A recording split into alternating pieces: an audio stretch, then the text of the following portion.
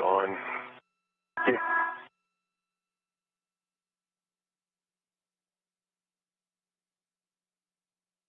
Battery Bravo to slot 3, so guess looking for a go to get in the HFR. Okay, Chris, we're going to relocate some scoops first. So you are go to translate onto the EP, and you're going to be moving scoops from the battery in slot Alpha to the lithium-ion battery in slot Bravo. Alpha, Bravo.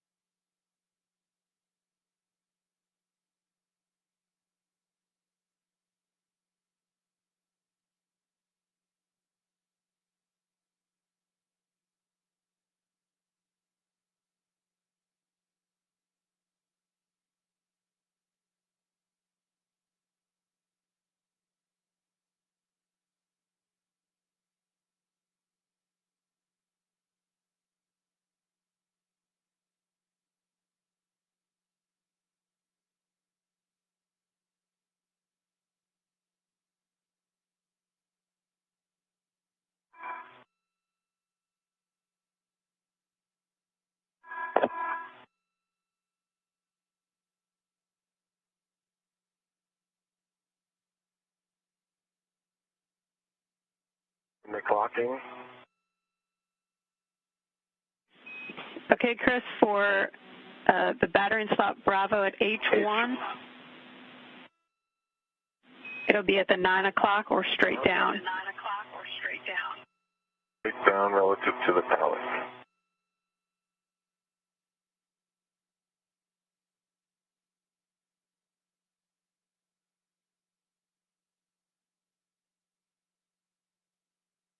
H1 is in and locked.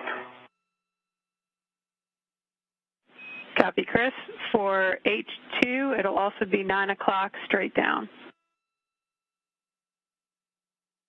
Copy, also 9 o'clock straight down.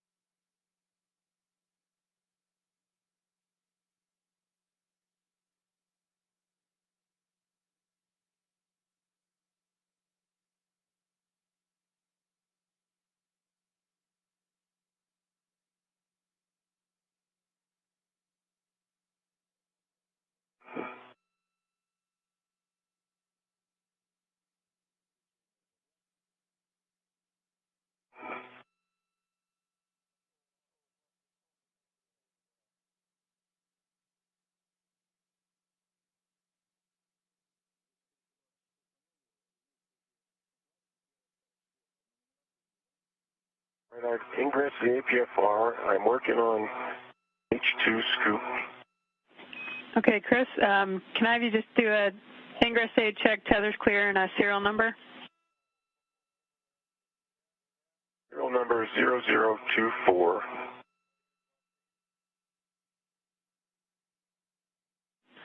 Copy, and you'll be reading to H2. Reading to H2. That read. It's complete. Okay, and PGT settings are Alpha 7, counter 2. Clear. Copy. All right, just double checking everything. I'm tethered. Hoops are locked. Tops ready.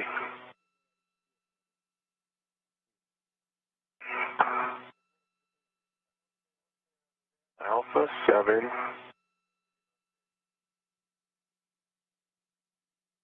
Counterclockwise 2. Going going to H1.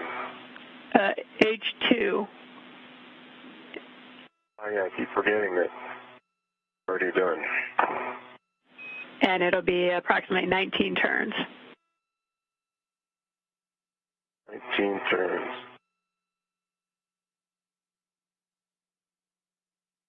Okay, Doug, I'm doing some work on your pallet. You're clear. Brakes are on. Okay, the tool is inserted to the tape line. I can feel it's on the socket. And copy 19 turns. A-firm. Here we go. Worked out. There we go. First attempt worked out right away. Driving now. Copy.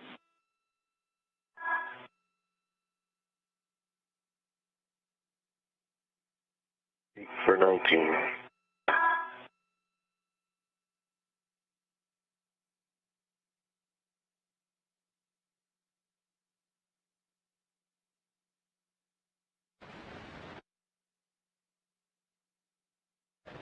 Cassidy and Bankin are now working on the external pallet to retrieve battery B. They'll translate back to the truss and together install it in empty slot number 3. Working light. The unlock indicator is unlocked. Copy, Chris. You can stow the PGT, and when Bob's ready, you can remove the battery, and you'll be transferring H1 to Bob with a ret swap.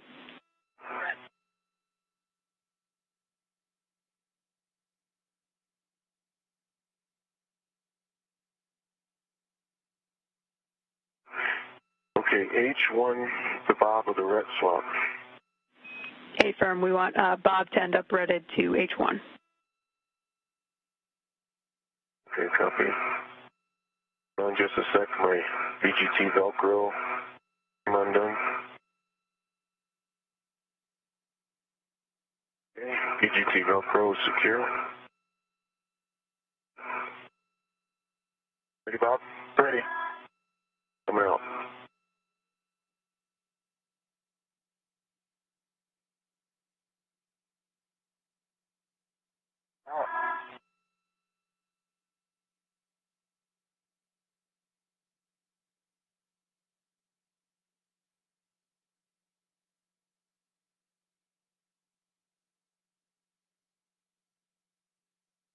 I'm going to put a red on there. Copy.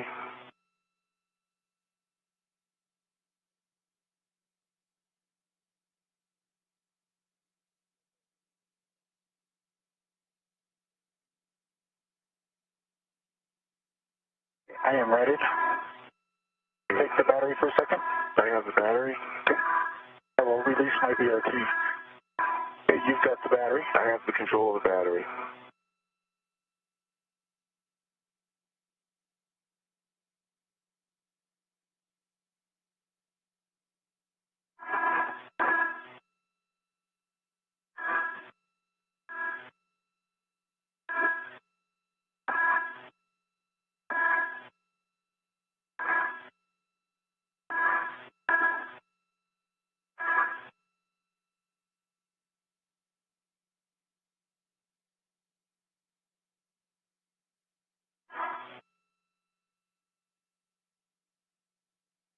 I have control of the battery. You have control in releasing my ret.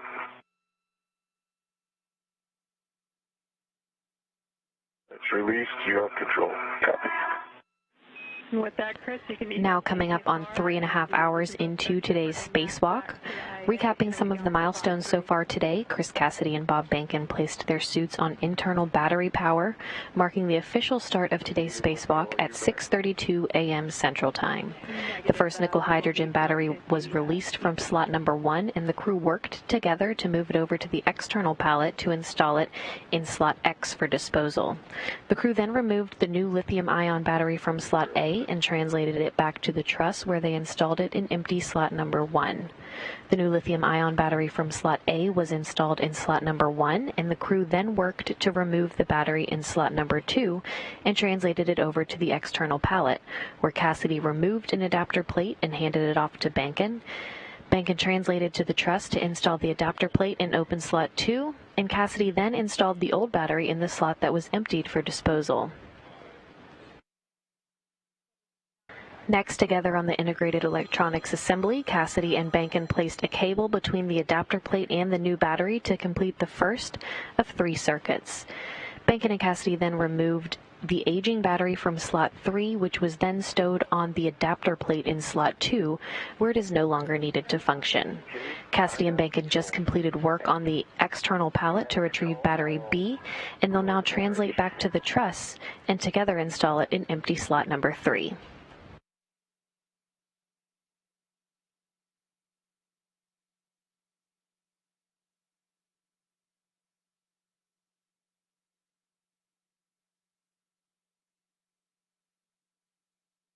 I have control of the battery. You have control of the battery.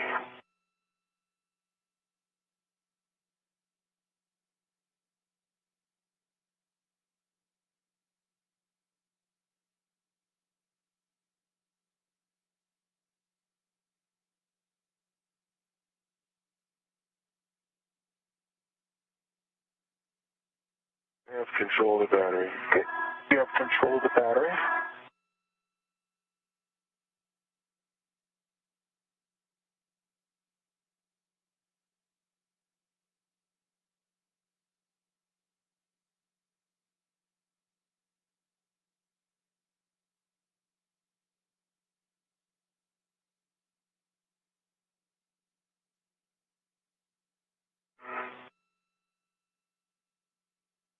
I have control of the battery. You have control of the battery.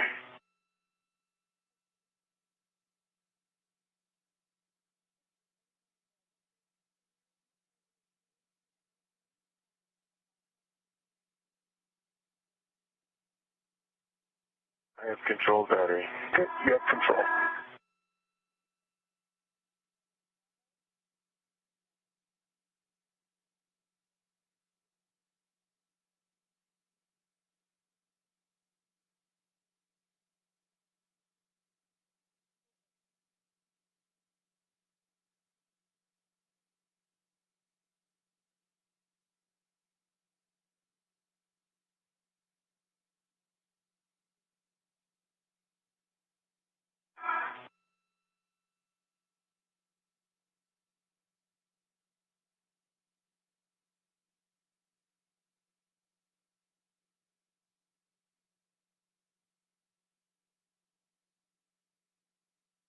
I have control of the battery. You have control.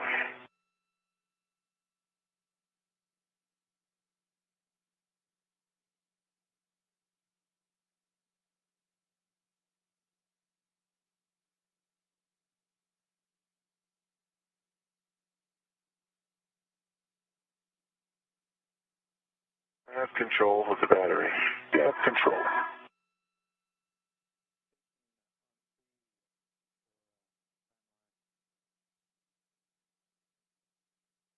Go ahead on 3.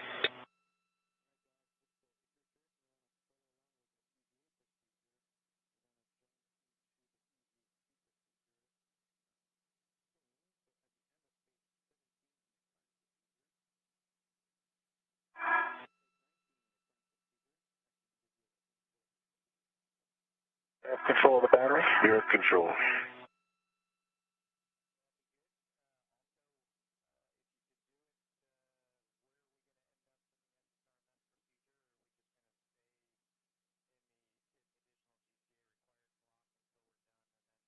Go here, then back off a little bit.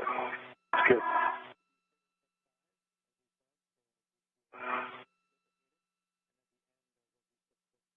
Okay, I have control. Okay, I have control. I have control.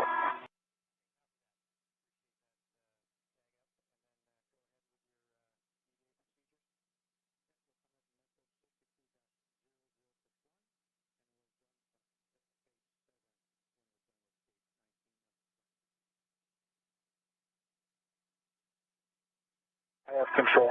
You have control.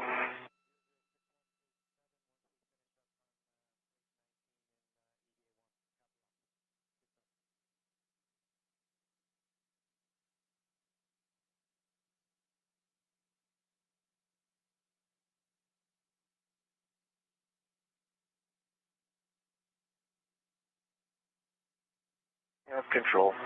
Okay. You have control.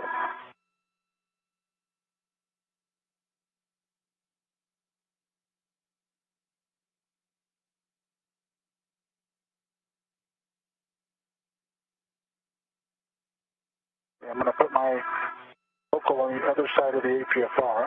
Roger.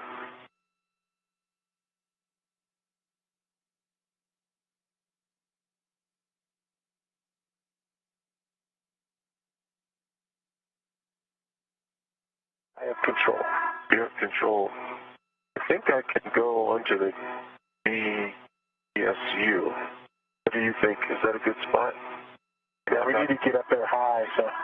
Yeah. Because this might be the one where you ingress your APFR next, right? Yeah. Going up there high.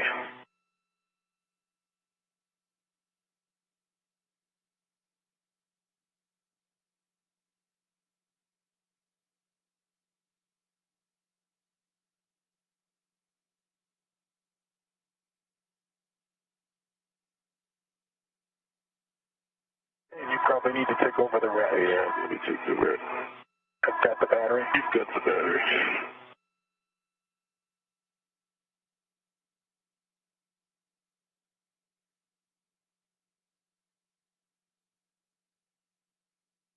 I have a ret, and I have control. Okay, I'm going to release my ret. Copy that. And Bob, prior to ingressing the APFR, you'll want to check that the gap spanner is clear of slot 3. You have the battery and you have the ret. I have the battery, I have the ret.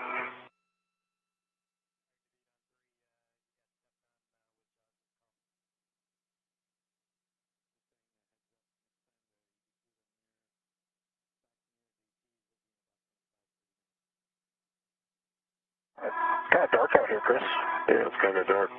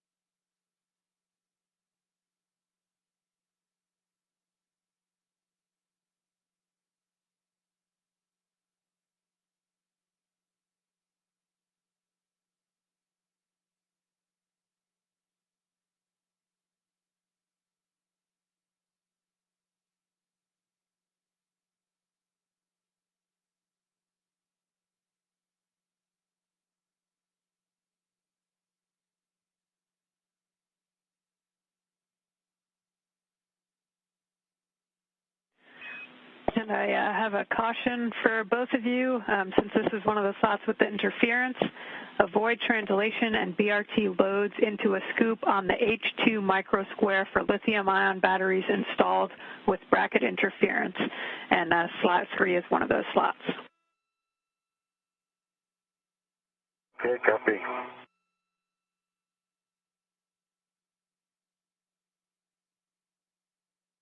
Hey, Chris. I will still my ingress aid.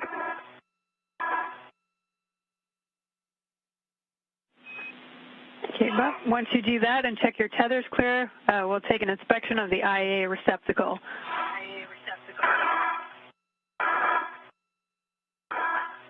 You can pause there, Chris. Is that okay, please? Pausing. We have the IEA receptacle. The electrical connectors are clear, no fraud. Pins look straight to me. There's a little bit of discoloration on the fins on the aft portion, but it doesn't. It looks like just a discoloration in the center, about an inch long. I don't think it will be an interference. Copy that, Bob. And EMI band? EMI band looks good. Okay, copy. And we're just checking quickly on that discoloration, but as you hand off the battery, H2 will end up outboard.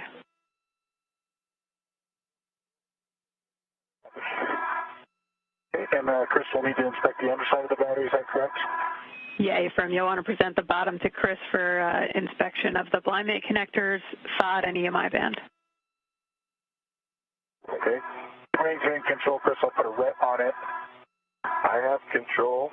Oh, you go ahead. You go for the ret.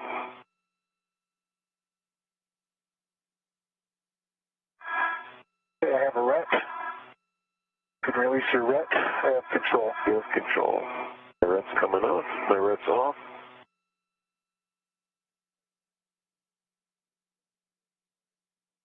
Either you taking it.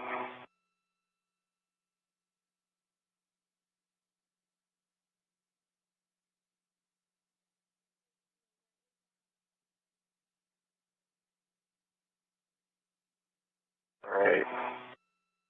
Checking it out. All the fins look good. Yeah. Can't see the blind that's in the left, which is kind of buried. Let me change my angle. Anyway, you can bring that blind mate side up a little bit. Sorry, I know it's tough.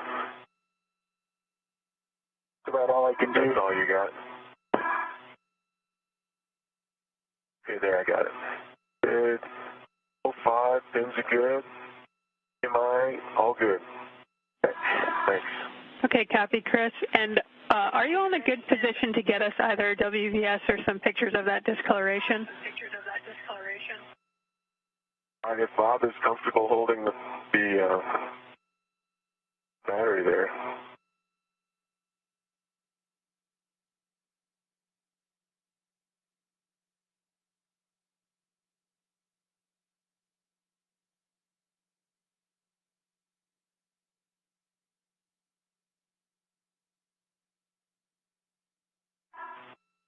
It almost looks like a Sharpie in the middle of the halfmost fin. Copy.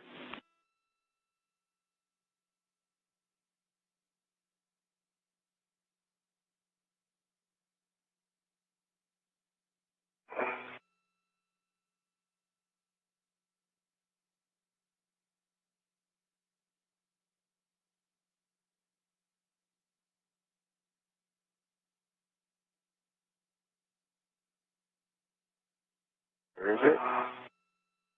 It's in the halfmost fin. I don't know if in the dark you're going to be able to get a picture. Yeah, I don't see it. All right.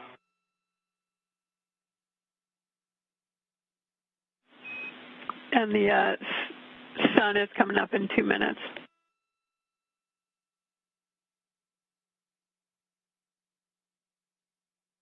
All right, I got a bunch of pictures in this lighting configuration. If you want to wait for light, you can do that. Checking.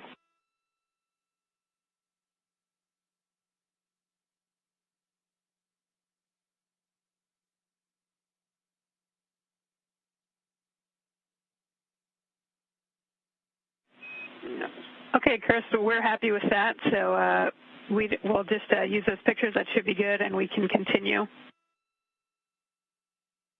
It's not interference. It's just like a marking or something in there. Copy all. So with that, Chris, once you stow that battery or stow that camera again, we're going to be soft docking the battery onto H2 with H2 outboard.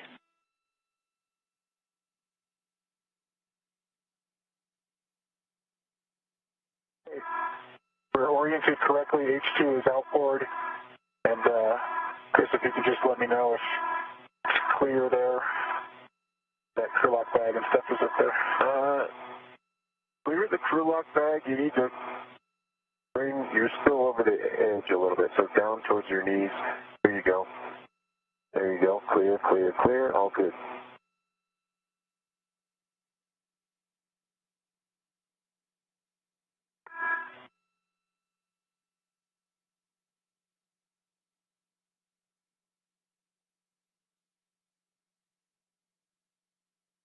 I think that's a soft dock. Lined up. And you're looking for PGT. Okay, yep, Chris, you'll transfer your PGT, and Bob, look for Alpha 7, clockwise 2.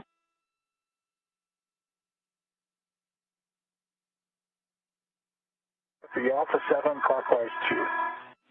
You're going to H2, confirm socket tape line flush, looking for 16 to 17 turns.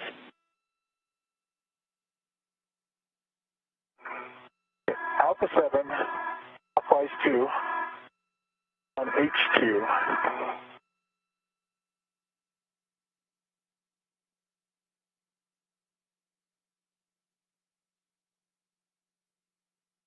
The tape line is flush.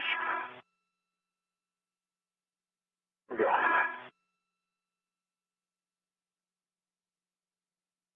Indicator's moving.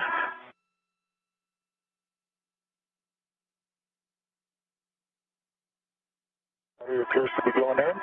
I agree.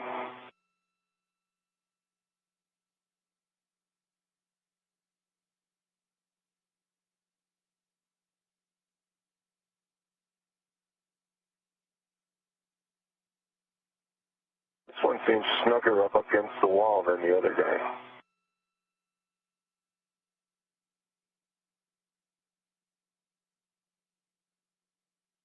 There's a green light. It looks like 15 and a half turns. The status indicator indicates lock. And what was the torque? 9. Copy, 9 even. Yes, 9.0. Okay, that's slightly low on the turn count, so we're just checking real quick down here.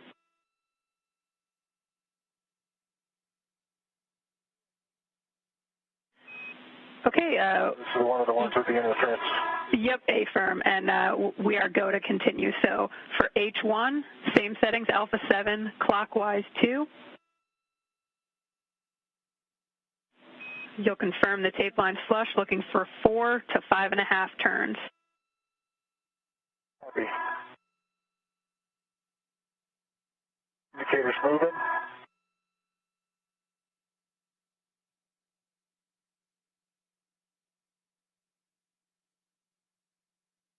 It's torqued out. The indicator is not quite to lock. 9.2. And it looks like we had about 4 turns. Copy, 4 turns, and torque was 9.2, but the status indicator doesn't quite look locked? The status indicator on battery is maybe a 1/4 inch from lock.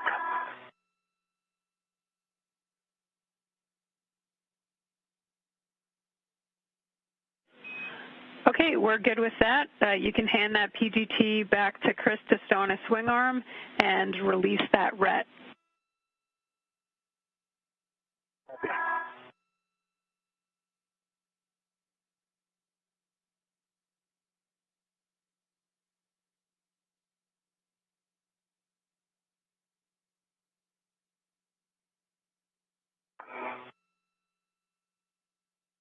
Firm. Flush with the adjacent battery. Everything looks straight. And Where do these scoops go? with that, so you actually moved one of the scoops we already needed over, so we're going to relocate the APFR. And so for now, the scoops can stay. And it sounds like we're far enough ahead that we can move on to the first block from EVA2 if you're both good with that. Yeah, good. Okay, copy. So that being said, we'll relocate the APFR to WIF 22. Clocking is 12.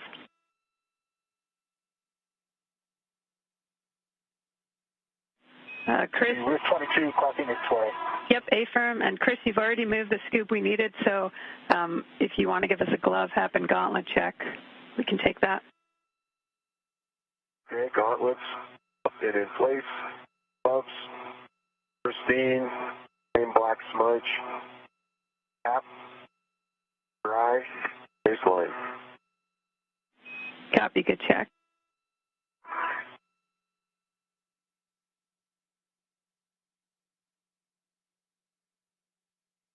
Josh, my radio was a little crackly when you were just talking. Did you hear it perfectly fine, all those words? Yeah, the same as it's been the whole time.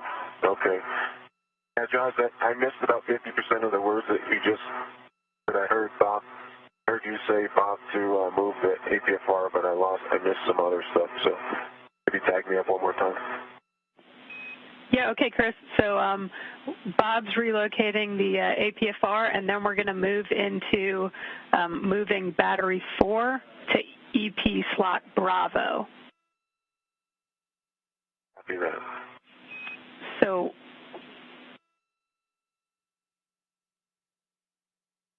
All right.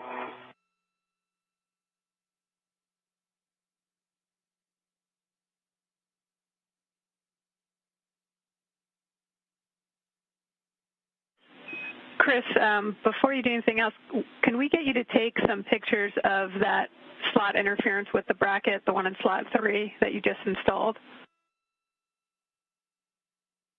Certainly.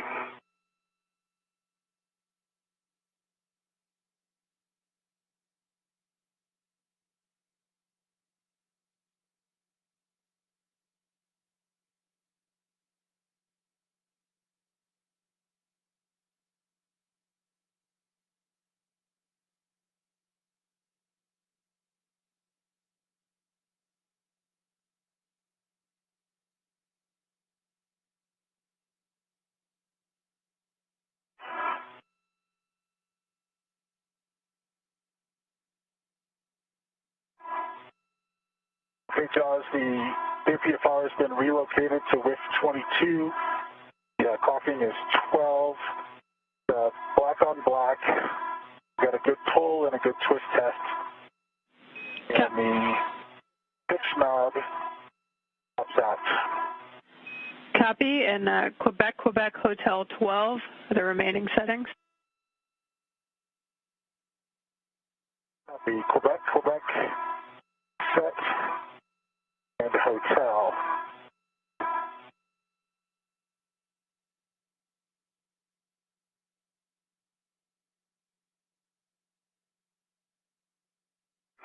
Hotel set. Copy, Hotel 12 set.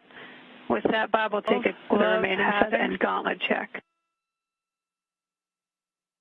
My Quebec app is the baseline and the hotel. Change. The gauntlets are both up. My right glove is pristine except for a small hotel on my... Copy, Hotel 12 set. With that, Bob will take the remaining set and gauntlet check. A small thread, or maybe it's a piece of the... My Quebec, just a piece of app is the overflow hotel. Change. The gauntlet left glove is pristine. They're both up. Okay, copy that, Bob, and we can see that in the WDS. Is pristine except for a small... Okay, with that, Bob will have you check that the cabin is clear of slot 4. With that, Bob, and then you can name it an APFR. And Chris, once you're done with the photos, you can get in a good position to assist with battery 4 and have the ratchet wrench handy, unless you want to go ahead and start breaking torque. Okay, copy that, Bob, and we can see that in the WDS.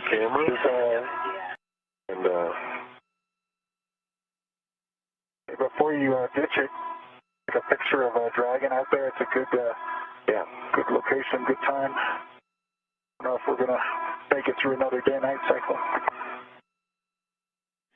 Yeah, you can go for it now if you'd like. Yeah, that's good.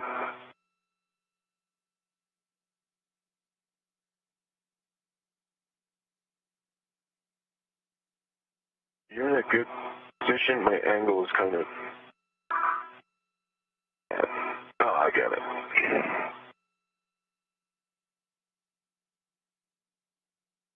I bumped your yaw. I fixed it, thanks.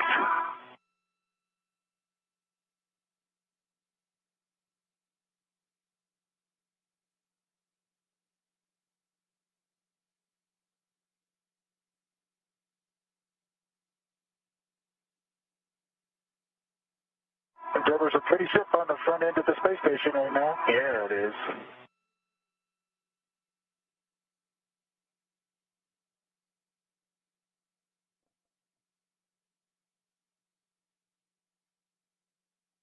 I have good tactile feel of this button. Yeah, I could see the click to see the shutter move when it was pointed at me, but I don't have good tactile feel on the button either. It's a pretty shot. I think the folks at Hawthorne will appreciate it, getting a chance to see the ship from this angle on a sunny day. Thank you, Chris. Yeah.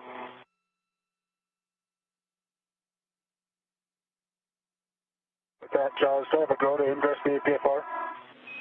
Affirm, Bob. As long as you check that gap spanner's clear, you can ingress, tuck the ingress aid, and check your tethers are clear.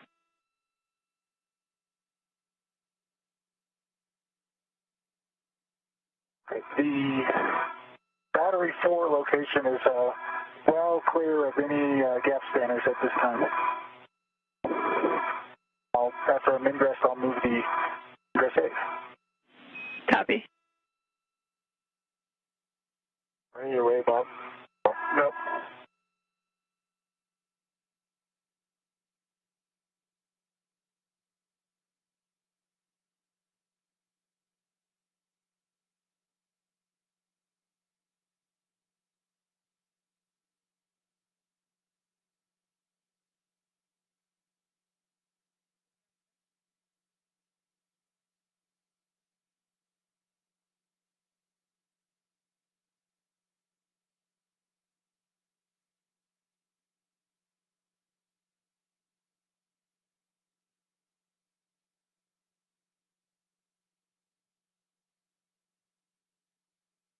Okay, camera is back on structure. Copy, Chris. You can get in a position to help with battery 4 and have the ratchet wrench handy. If you are in a position to go to H1, you can do that to break torque. Okay, ratchet wrench.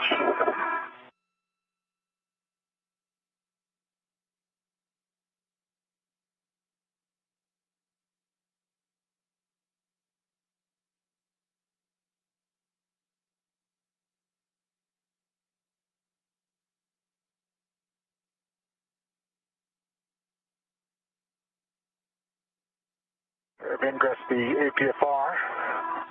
Ingress aid is stowed. Copy, Bob. Tethers clear? Tethers are clear. Okay. And I think we should tethers. We'll take the serial number and then a ret to the H1 scoop. Serial number is 0092, and I'll ret to the H1 scoop. Copy. I am ready to the H1 scoop. Copy. I think I see Chris breaking torque on H1. I know. I pointed it. Okay, so this is the, Yeah, that didn't touch it. okay. Okay, so we've got the H1 for battery 4, and that was the expected serial number 0092. Yes. Affirm it was. And you are go to break torque after confirming socket tape lines flush. Okay, socket tape line is flush.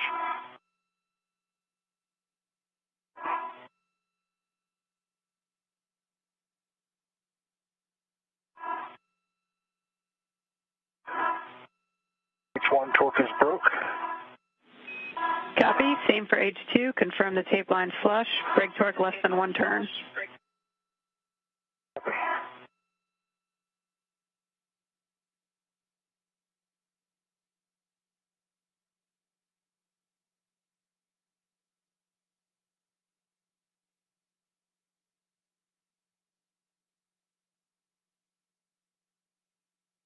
Tape line is flush on H2.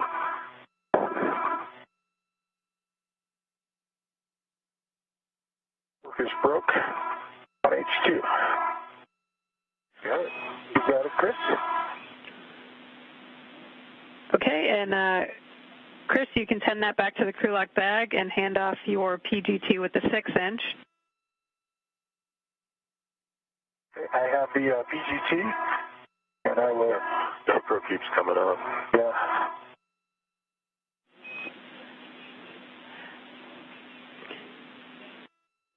The GoPro's back on. We'll go Alpha 7, counter 2.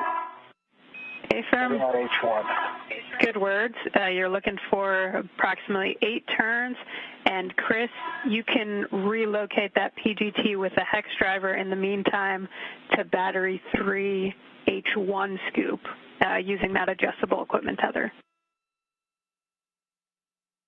Battery 3 H1 scoop.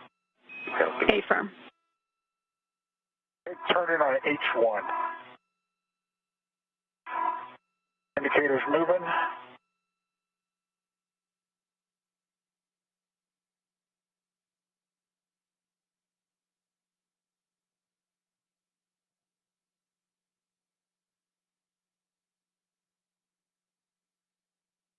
It started skipping at about 5, but there's 8 turns on H1.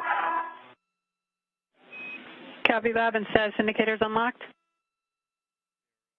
Yes, the status indicator is unlocked. Copy, and for an update, you are 4 hours into the EVA, limiting consumables MEDOX on Bob at 6:40, and you're about 2 hours ahead on the timeline. Copy. Okay, driving on H2, Jasmine, but I just want to catch up. Yep, A-firm, confirm socket tape line is flush and looking for about 19 turns, and we're about to have a handover in a minute. Tape line is flush, I'll start turning. You jacking?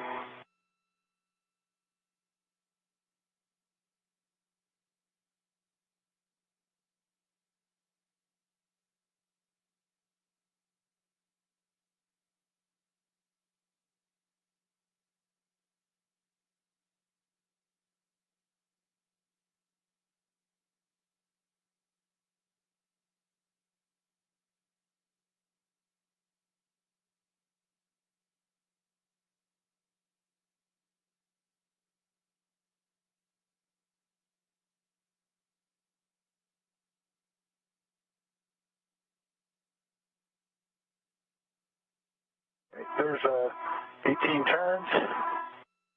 Status indicator is unlocked, and it was unlocked over the last 3 turns.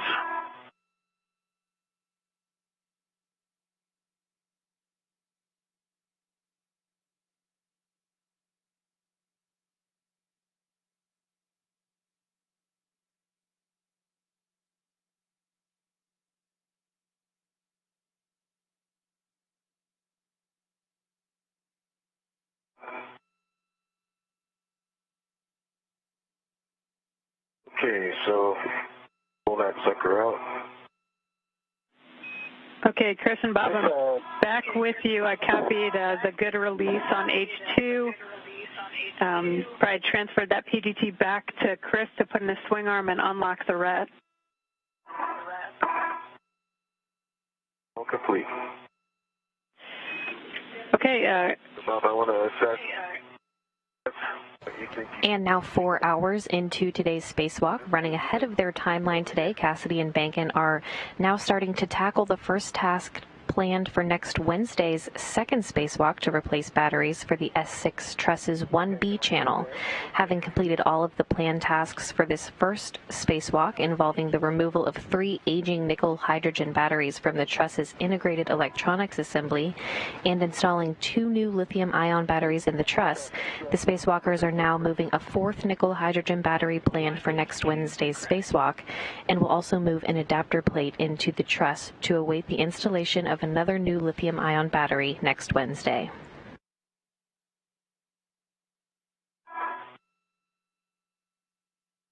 All right, and I'll take your red, I guess. Wait for you to maintain control while you get a red on. All right, my red's in place, and I have control. Okay, I will remove my red.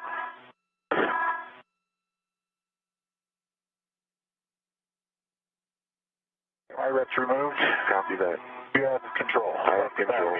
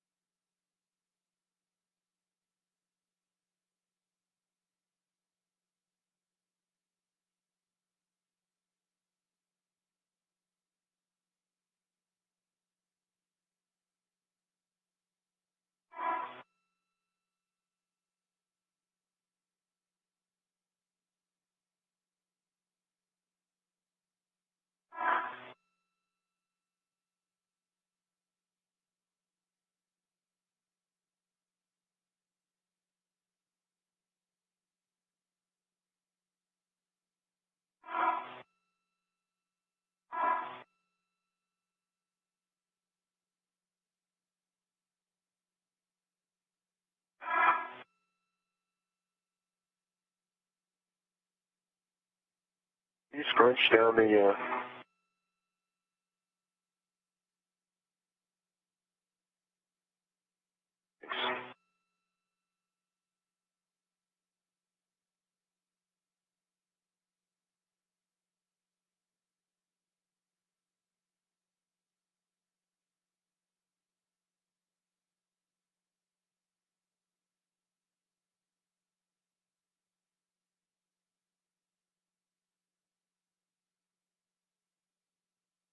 You think are we going to be able to get it over the top of the APFR there?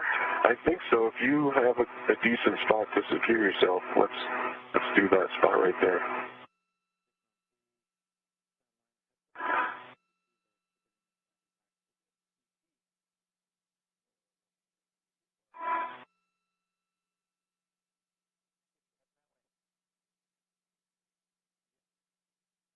You ready? I am ready. Okay. I'm in your way. Okay. Okay. I have the battery. You have the battery. I have the right.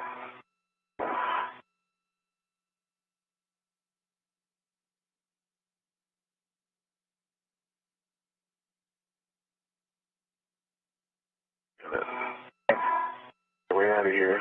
Yeah, thank you. Clear the battery.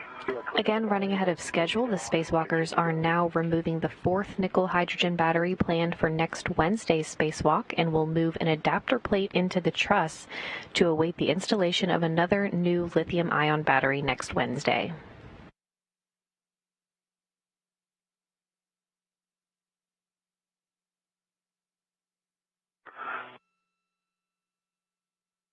I have control. I have control of the battery.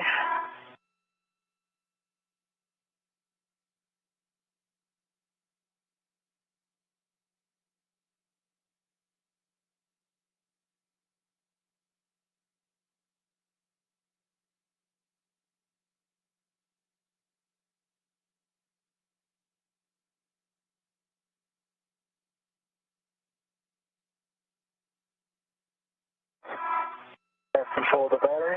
You have control of the battery.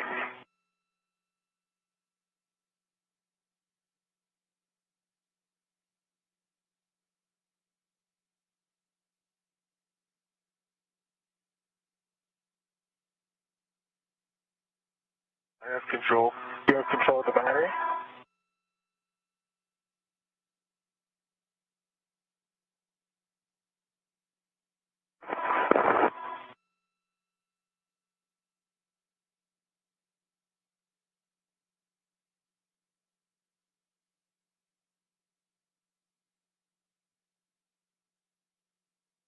control of the battery. You have control of the battery.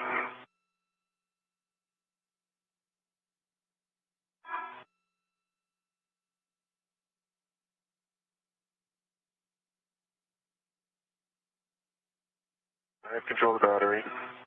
You have control of the battery.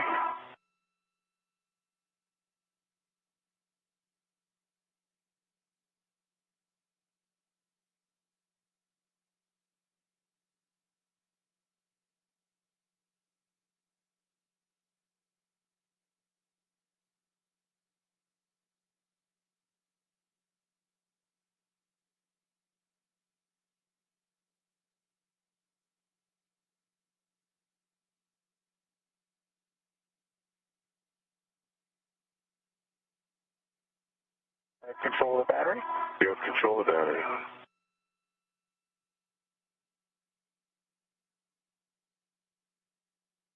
You passing the GoPro.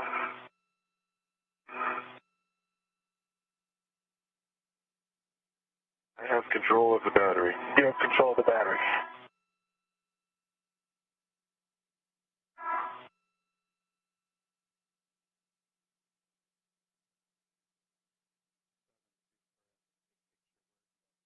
I have control of the battery. You have control of the battery.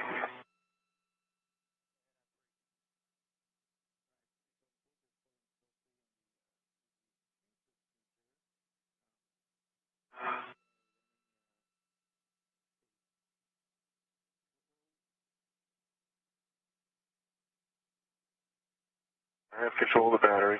You have control of the battery.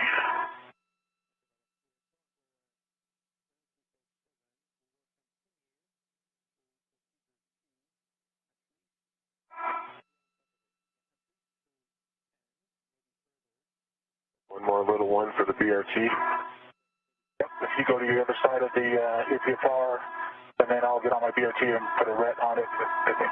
Copy. Oh, yes. I've got control of the battery. You have control of the battery.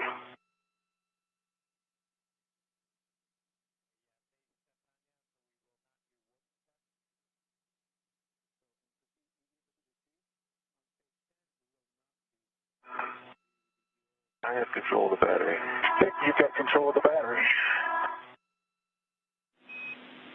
And Chris, you'll want your BRT ret going to the battery tether point. BRT ret to the battery tether point. Okay. But you don't need to do that until you ingress the APFR. I'm not sure which order you wanted to do it in. Yeah, it's more convenient to go to a scoop during the handoff, and then I'll switch it. Copy. I see your BRT. Okay, I'm going to get a ret on there. Copy that.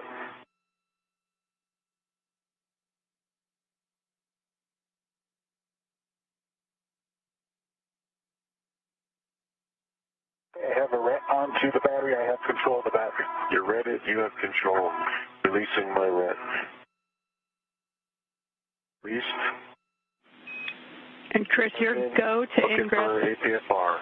Your go to ingress the APFR, and a reminder to assess your reach to the tools.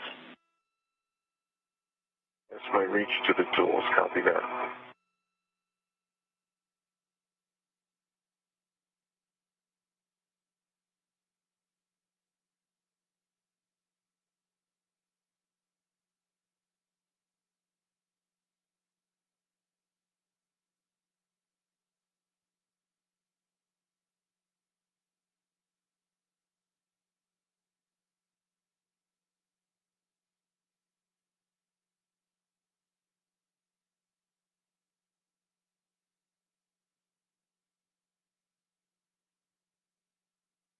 Feel in.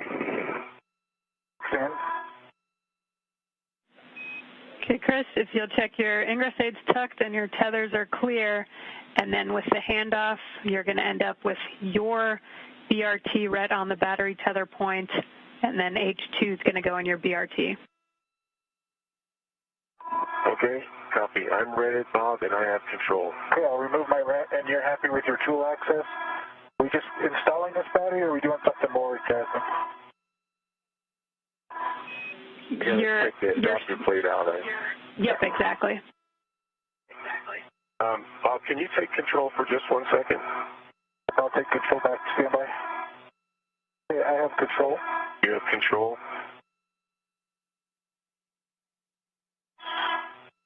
So we're in a different get ahead than was in our procedure. We're doing another adapter plate. Yeah, Ephraim, you're going to do the full swap.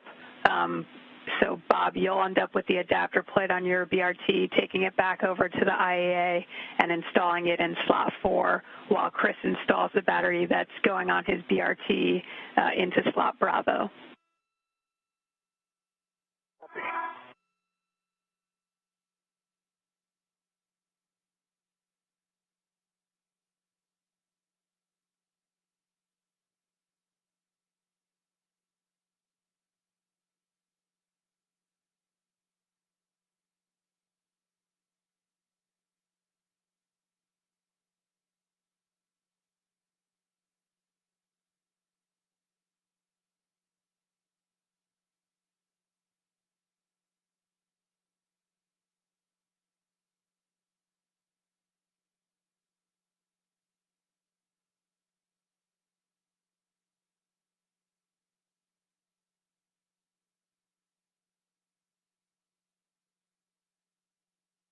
Okay, I'm back in. And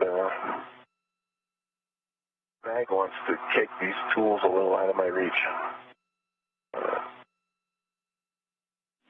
Copy. Do you need to move that bag, Chris? Or if you want, Bob can translate onto the EP to help hand off tools as well. I think I got it. Okay.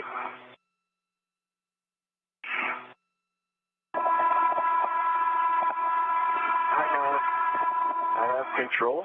Okay, and it looks like where that ret might be. Yeah, that ret got a little... I've got control if you want to fix it, or just let me know. All right, it's fixed, and I have control. You've got control of the battery.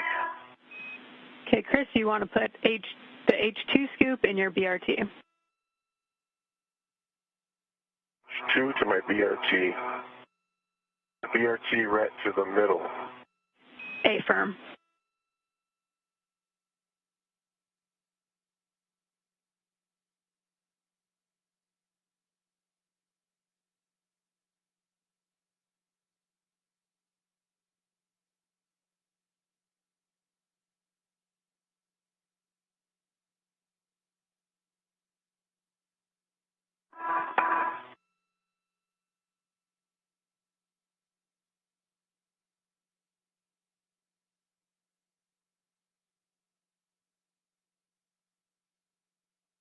Okay, BRT ret is in place.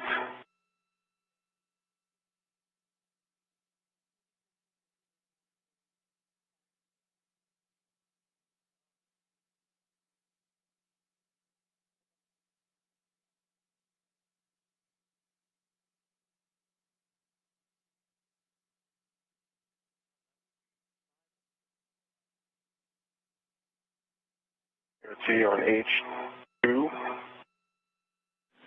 Copy, Chris. You can move that battery out of the way, and we'll work on removing the adapter plate.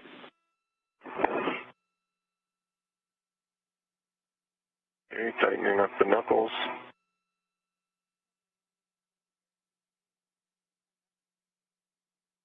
Okay. Okay, Chris, you're gonna ret to the adapter plate heater mat tether point. That's the one towards your head.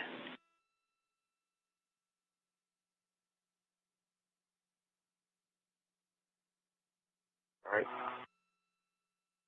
One with the recommended ret insertion technique. Affirm. Flawless.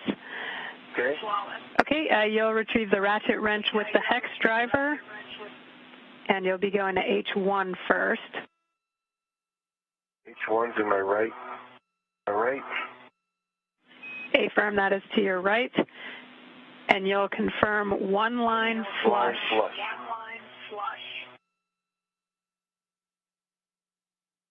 One line is flush. Okay, you're good to brake torque, max of 1 turn.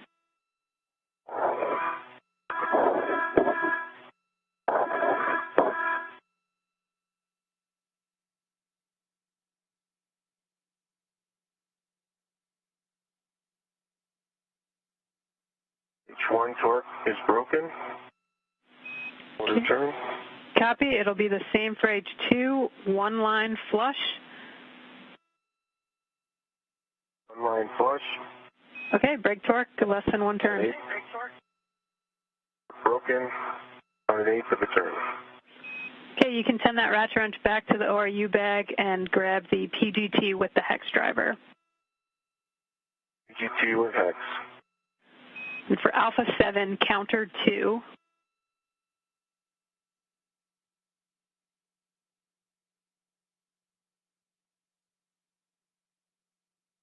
Alpha 7.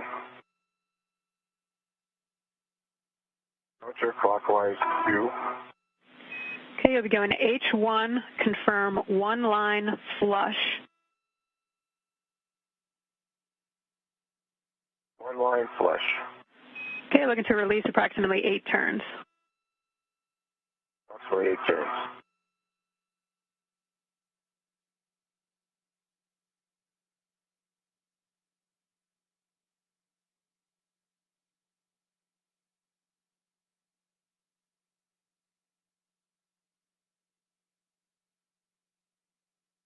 Okay, there was 8. There was released at 6. Copy, same settings. Alpha 7, counter 2 for H2, looking for 1 line flush. Alpha 7, counter 2. Looking for 1 line flush. That's 1 line flush. Here we go. Looking for 19 turns.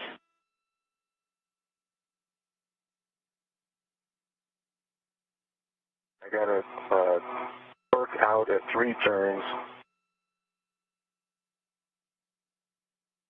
Again, it's continuing. Copy.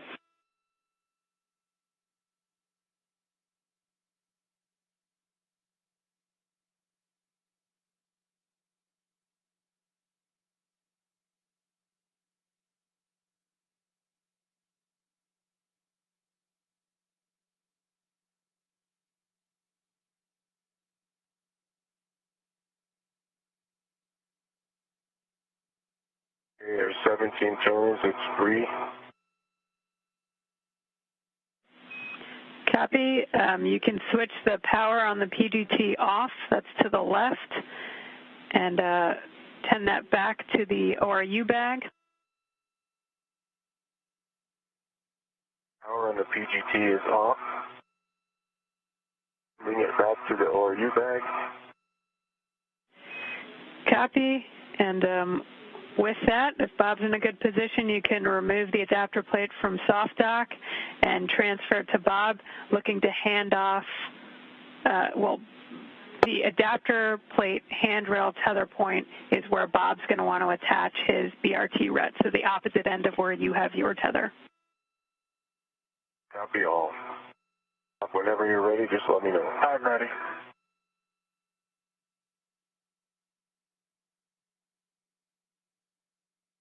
So much less mass than a battery.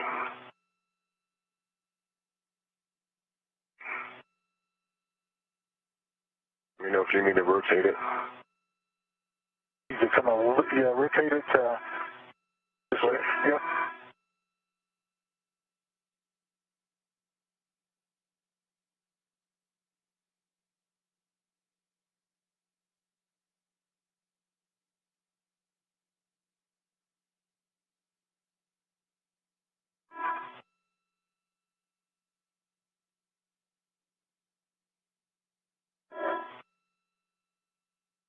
Okay, I've got the adapter plate. I am tethered to it, and it's on my BRT. All right, I'm going to remove my tether.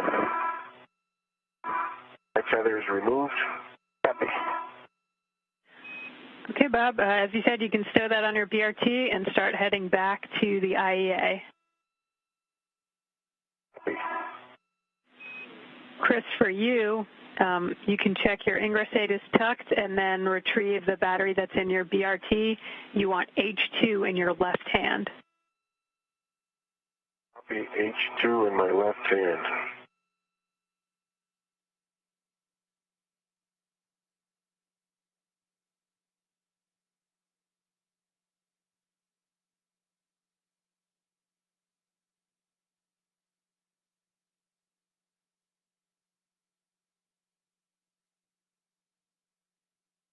Okay, Doug, I'm going to do some work if you're ready for it. Brakes are on, you're clear to maneuver. All right. Come in.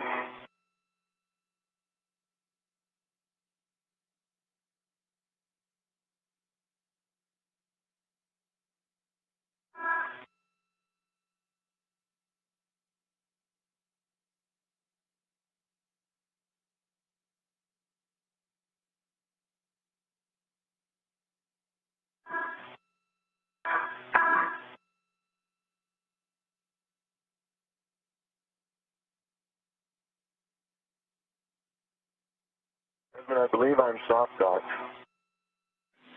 Okay, copy. With that, you can grab the PGT with the 6-inch.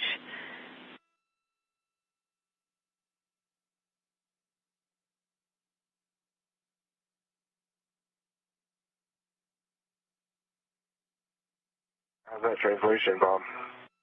That's going a little bit slow. I just want to not move the adapter plate into anything, so. Copy.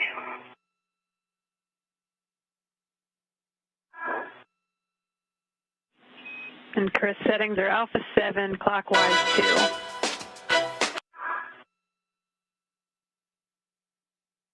Alpha 7.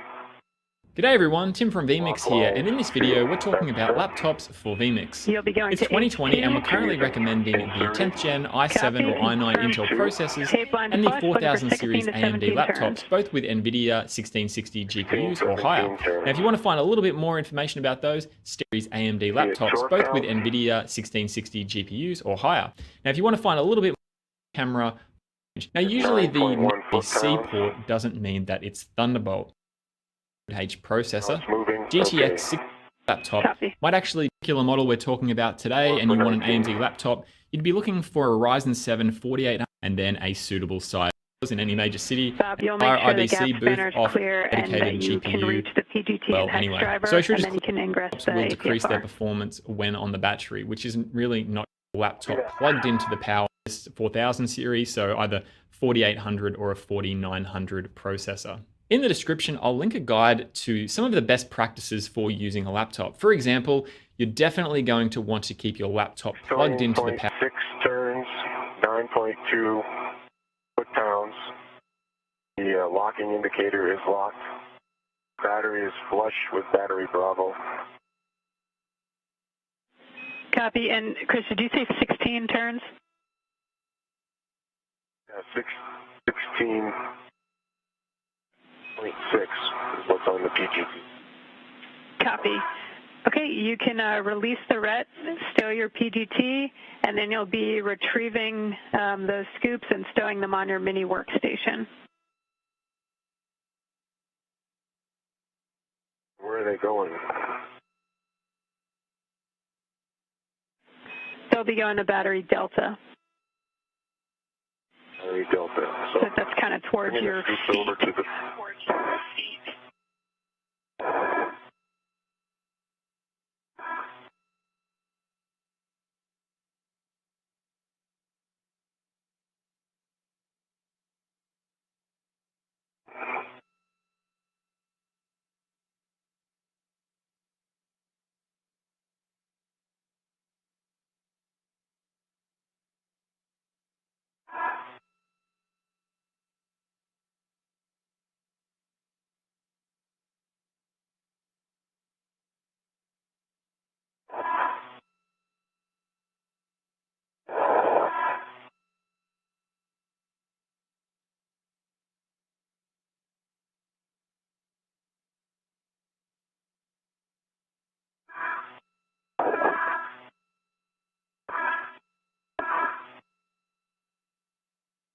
Okay, I have both scoops on my mini workstation.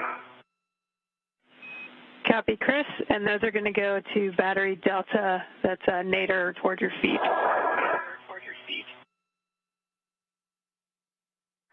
Okay, so you want me to egress the APFR, translate onto the pallet, and install those? Affirm. I'll do that. Yes, sir.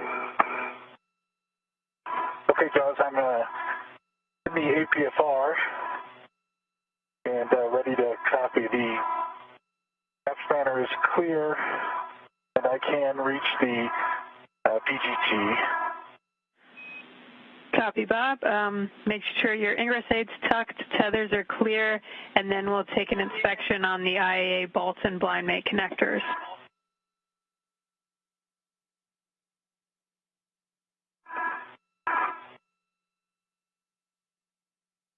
Copy.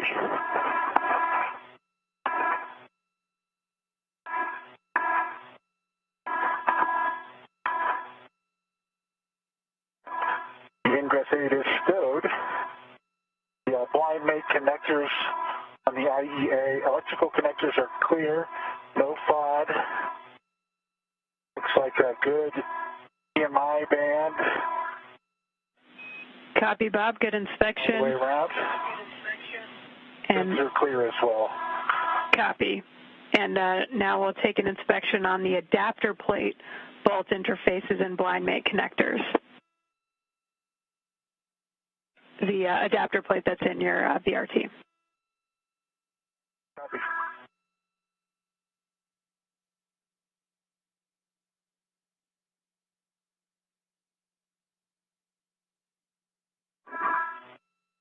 Okay, battery delta.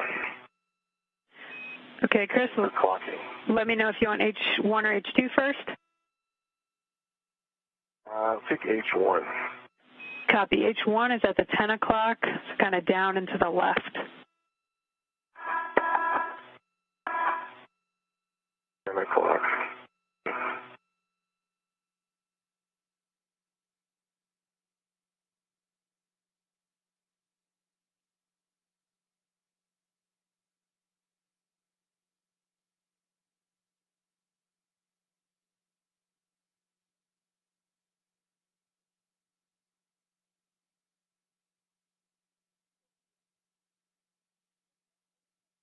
All right, H1 is installed.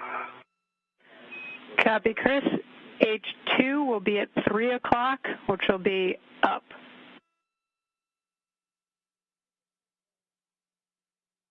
Hey, Josh, just to double check, you want me to inspect the EMI band, the battery interfaces, plates? Just the EMI band on the adapter plate itself.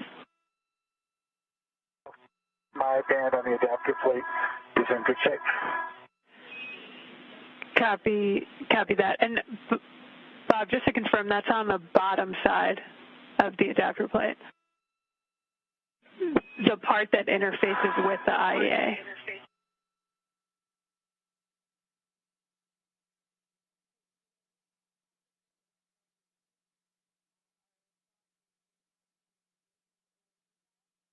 That EMI band is good as well.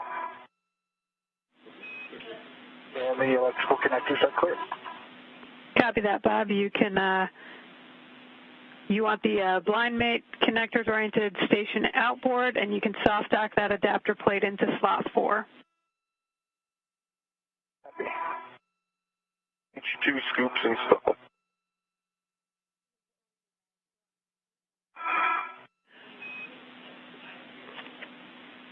Copy, Chris, and stand by when we're going to have you do some extra actions there on the EP.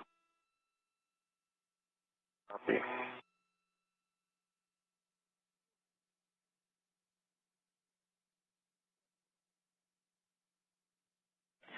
Okay, Chris, while you're on the EP, we'll have you stow the tools in the ORU bag. So I think if you just have the PGT there, the camera and GoPro are currently in other locations, but stow everything in the ORU bag. And we're going to have you stand by.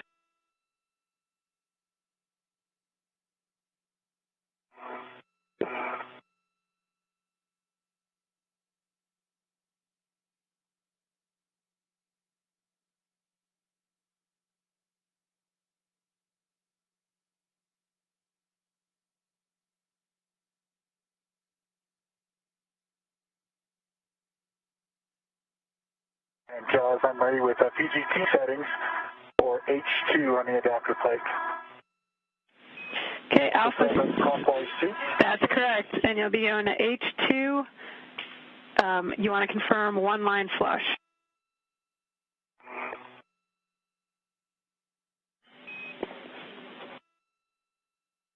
Okay, that's one line flush on H2. Copy, you're driving 16 to 17 turns. 16 to 17 turns.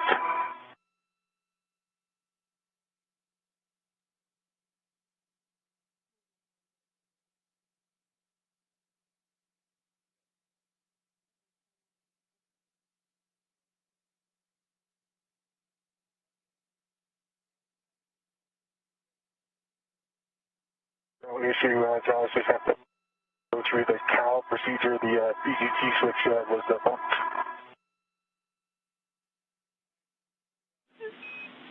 Say again, Bob, I think you said you're recalling. Yes. Copy. Alpha 7. Clockwise 2. Clockwise 2. And H2, looking for Line flush. one line flush, A-firm, 16 to 17 turns. Thank you. 16 to 17 turns, here it comes.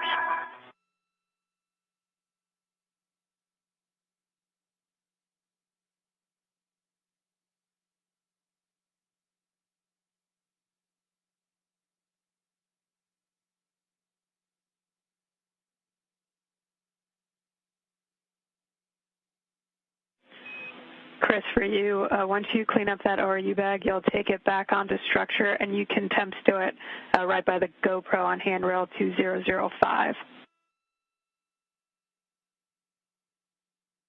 Okay. No inventory needed? We'll do that after.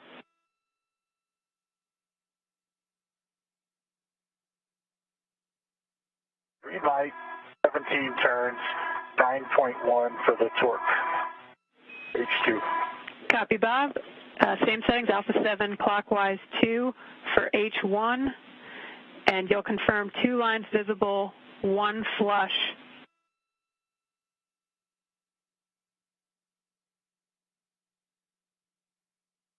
Okay, 2 lines visible, 1 flush. Looking for 4.5 to 5.5 turns, and we have a handover in 1 minute.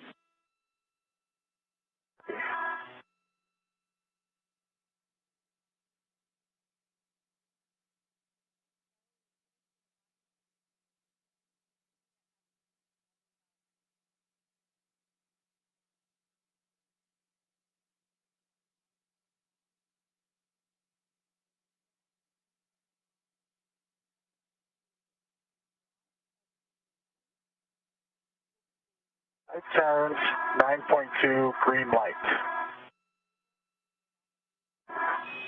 Copy, 9.2, I think you said 5 turns and green light.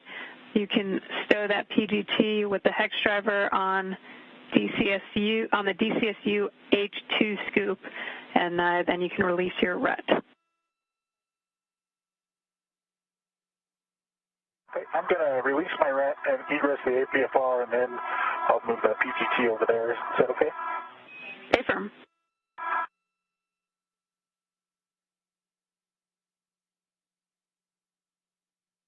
The spacewalkers have now removed the 4th nickel hydrogen battery, which was planned for next Wednesday's spacewalk.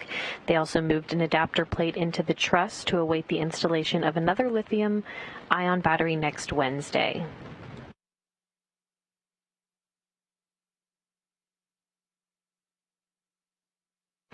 With the crew now running through these get-ahead tasks so quickly, we're standing by to see what their next step will be. And I'll step in just for a second, but I don't know if you were saying something and it got cut off. My radio has been squirrely, though.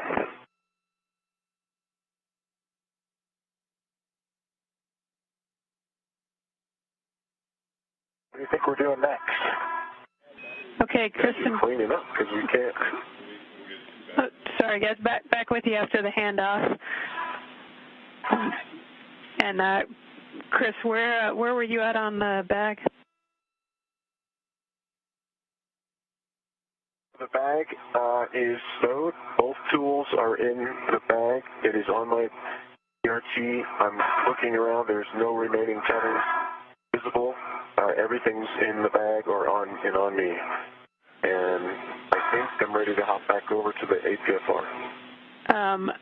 Yeah, Chris, we'll have you make sure the ingress aid is stowed on the boot plate. And yeah, and you can go back over to structure onto the APFR, stow that ingress aid, and then check tethers are clear. And when all that's true, you can give SSRMS the go to back off.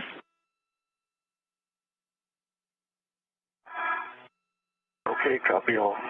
Work.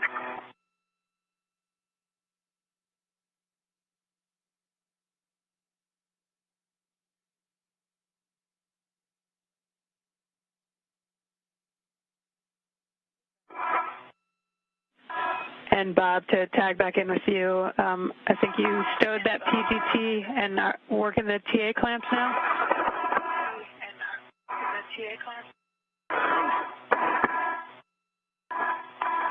Yeah, I'll be working the TA clamps. I'm just managing a little bit of a tether snarl with the ingress aid. Copy that, Bob.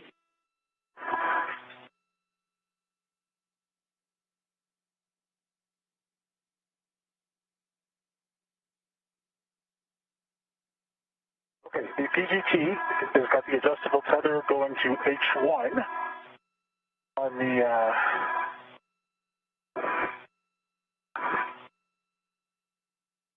CSU. To H2 on the DCSU. Correct. Okay.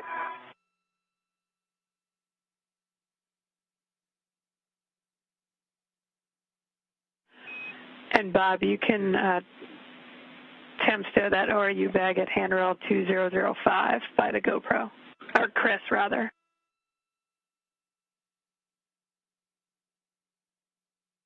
Okay, that's in work.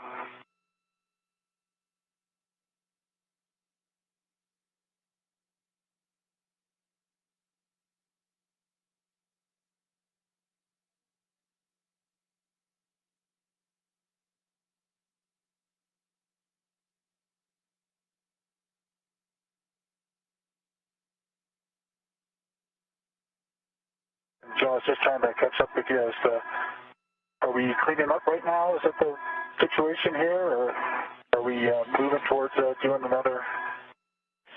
Yeah, I was just about to call and ask you both.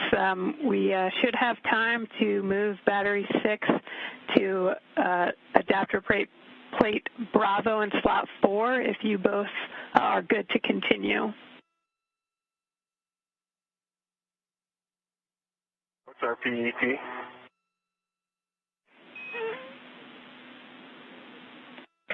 $442.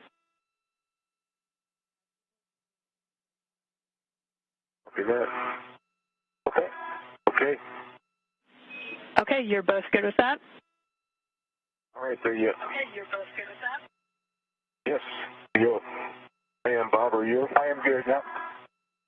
The ORU bag is temp stowed on 2005.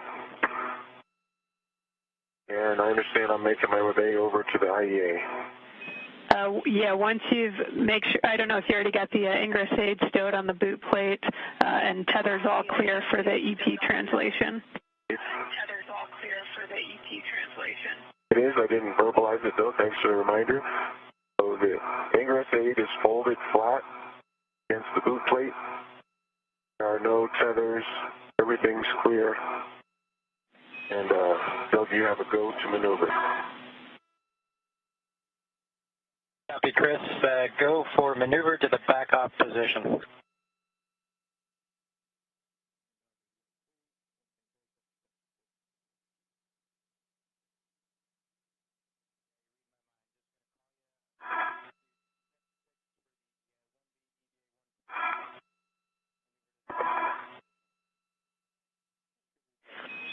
Okay, so Bob is currently working the adapter plate TA clamps and that connection that will go from the battery to the adapter plate, and then we'll step into battery 6.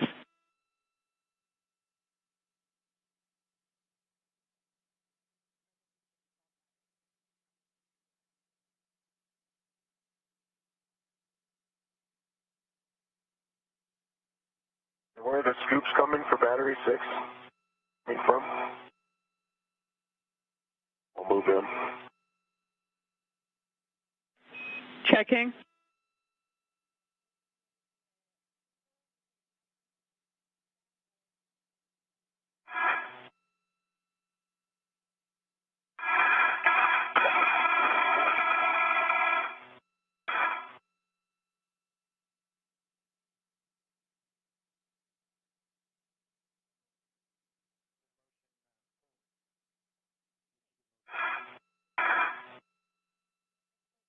Scoops available on the ECSU or slot 3?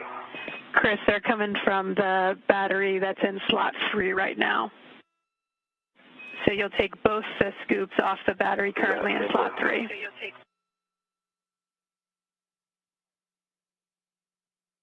Okay.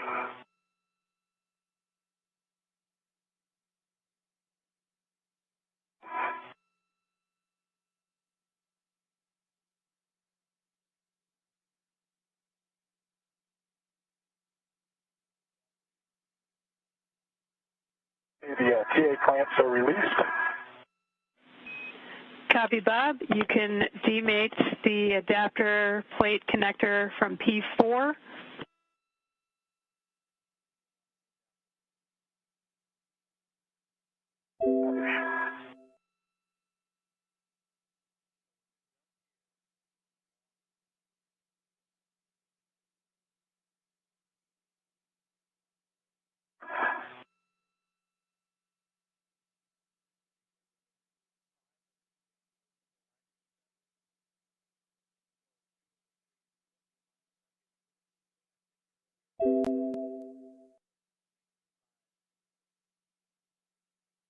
Hey, Bob, your least tether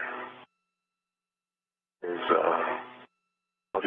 if you can pass me the scoop later on when you're done with it from your waist tether. Oh, you need that? It's no rush. Just keep working. Your work is more important than these scoops.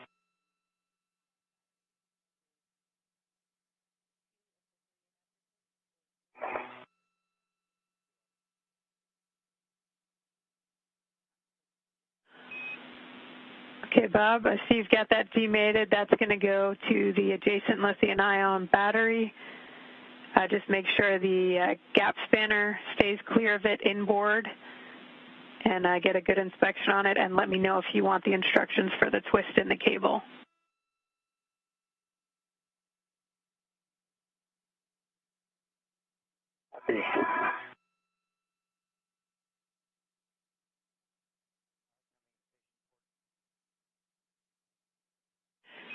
And Bob, I should mention you need to remove that connector cap first, so you can ret to and remove that.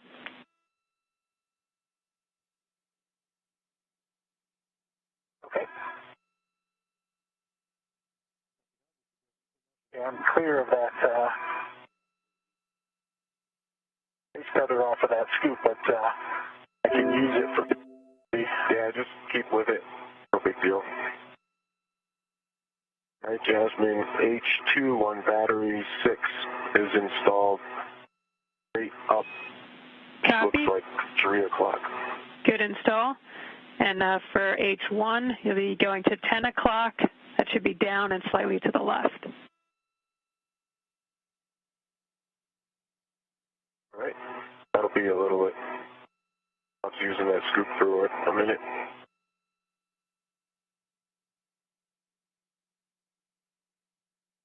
J4 looks clear, and B4 looks clear, and the EMI band looks good. Can you say the words about the twist in the cable? With the pins toward structure, you would want to rotate it no more than 1 turn clockwise.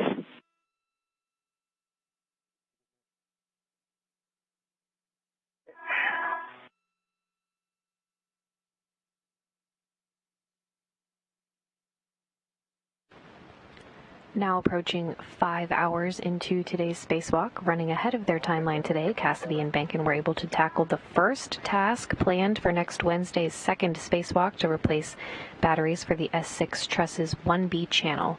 Having completed all of the planned tasks for this first spacewalk involving the removal of 3 aging nickel-hydrogen batteries from the Truss's integrated electronics assembly and installing 2 new lithium-ion batteries in the truss.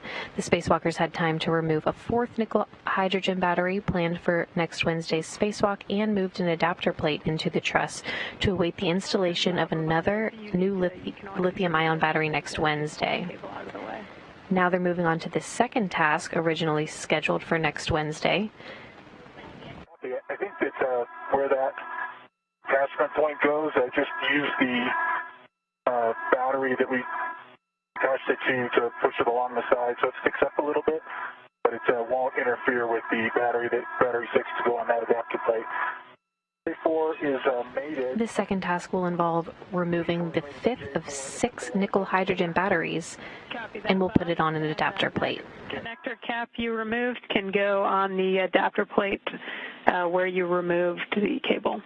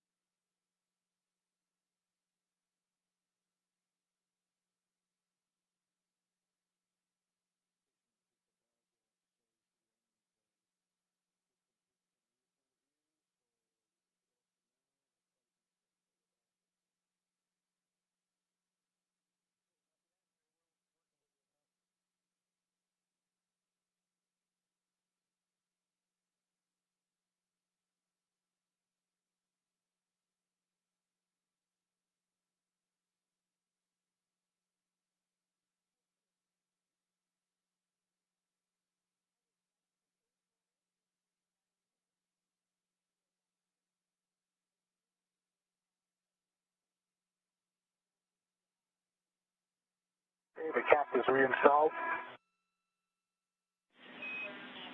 Copy that, Bob. And Chris, did you get that second scoop on H1 already? I picked it up. I'm working my way there right now. Copy that, Chris.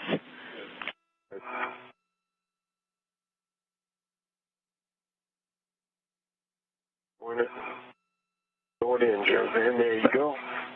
H1, 10 o'clock, slightly down and to the left. A firm. And Bob, we'll have you just hold still for a little bit, just looking at your met rates. Okay.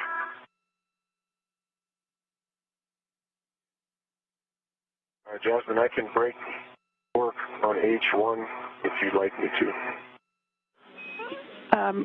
Chris, hold one. We're talking it down here. Okay.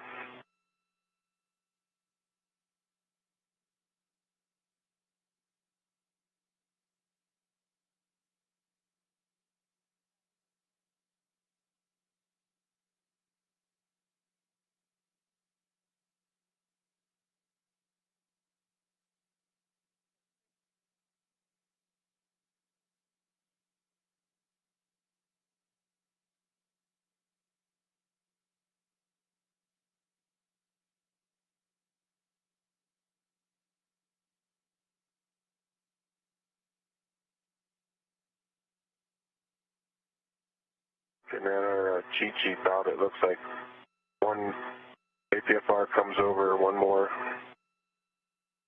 And one more spot. One more spot. Okay. And then we can get the battery out. Yeah. Chris and Bob, I'm back with you after a little handover. we'll take a glove, hap, and gauntlet check from both of you, and then Chris, your go to break torque on battery 6, but we're not going to go with the PGT yet. We're just discussing time down here. Copy that. My gauntlets are in place. The hap is dry. Gloves, all the RTV is in good shape. Got a little more black smudge pieces, but the RTV is great shape. Copy, Chris. Hap is baseline. My gauntlets are up, and my gloves are still in pristine shape except for those smudges. Copy, Bob. Okay, so Chris, with that, if you can make sure the gap spanner is clear of slot 4. I thought you want me to leave 6 and go do that? I was about to break torque on H1 and H2. Sorry, not 4. Just, yeah, sorry, break torque first, so you can go to H1. On H1, battery 6. A-firm, you'll confirm the socket tape line's flush, and you can break torque less than 1 turn. Socket tape's flush, it was about 1/8 of a turn. Copy. You can go to H2, and Chris, can you report the serial number when you get a chance? Yeah, just give me a second.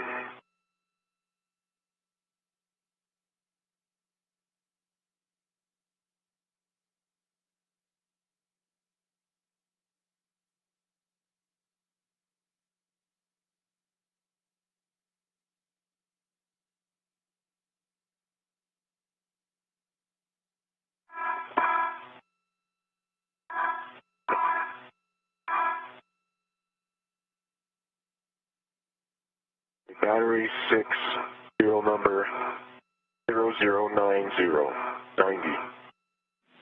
Copy, that's a good serial number.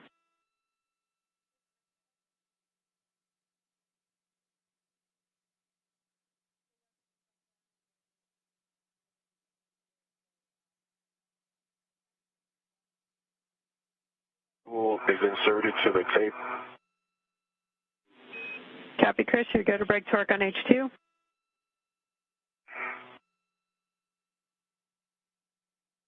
Strong one.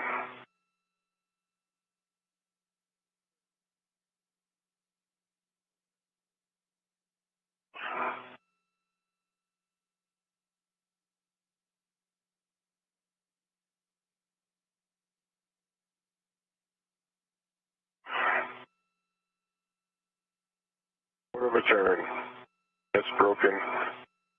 Torque's broken, rather. That was the most significant torque breakage I felt.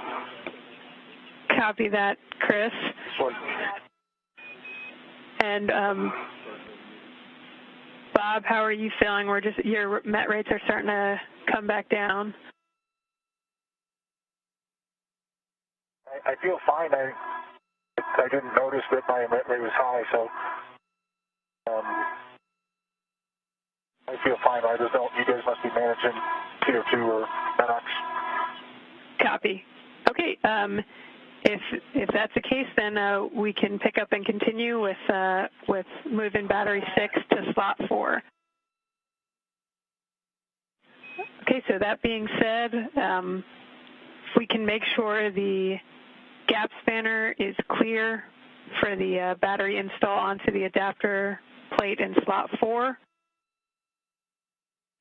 And then, Bob, you can ingress the APFR.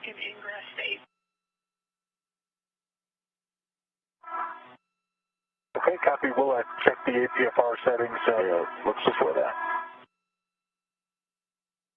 And then I'll be on the other side of you after you get in. Copy.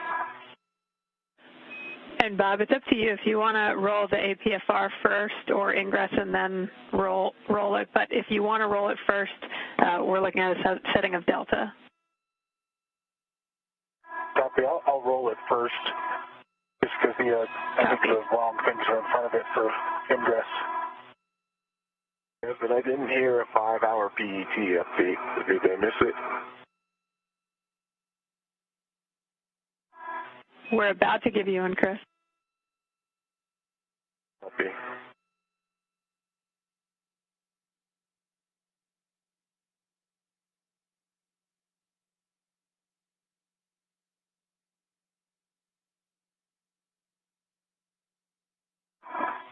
The torque's broken, Bob. It's just straight to the PG. Thank you.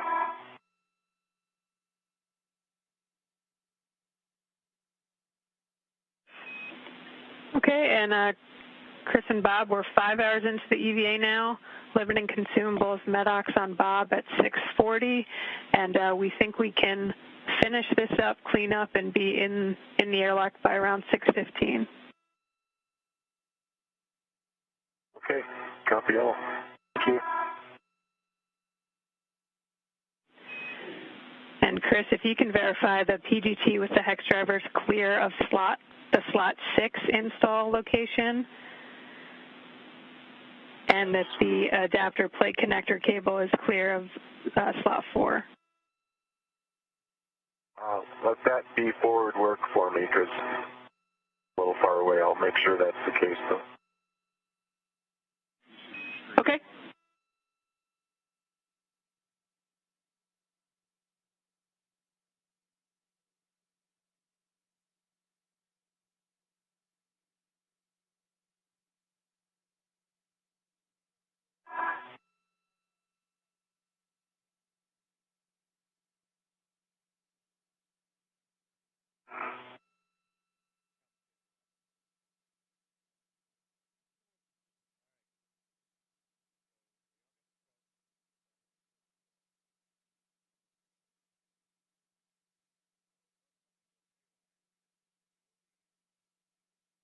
Hey, I have ingressed the APFR.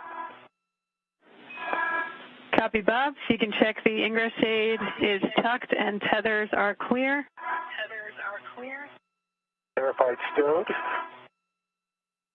And my tethers are clear, except for the one I think I'm going to need to attach. And yeah, Chris, we're looking for your ret on the battery tether point. Okay.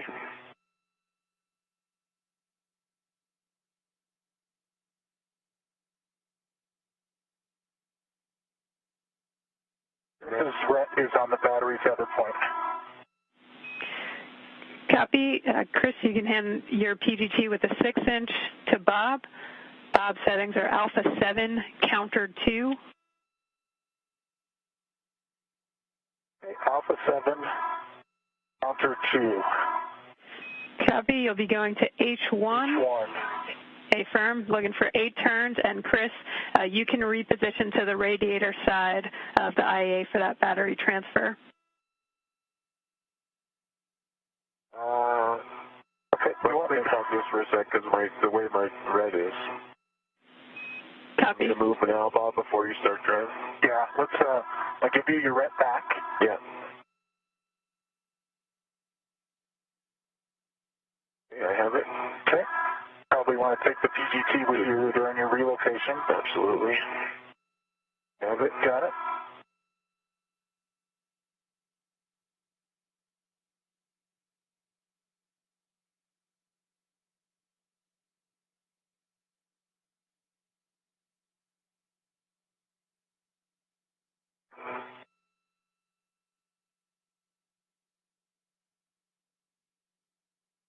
You built your little nest and now you got to relocate it. I had the perfect nest going on. Okay. So maybe to your left? Or out straight along this hand? I think you need to go straight along that handrail, otherwise the tethers are going to get kind of a mess. Yeah. You move it over. The crew is now moving to the second get-ahead task, originally scheduled for the spacewalk next Wednesday.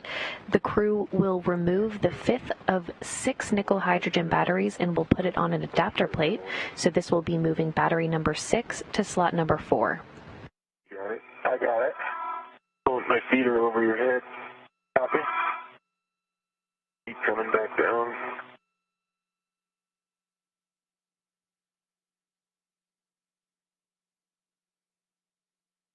Want to fairly each other. Yeah, I'll put that up on that. Maybe that's one use for those overhanging handrails. You can find a convenient one.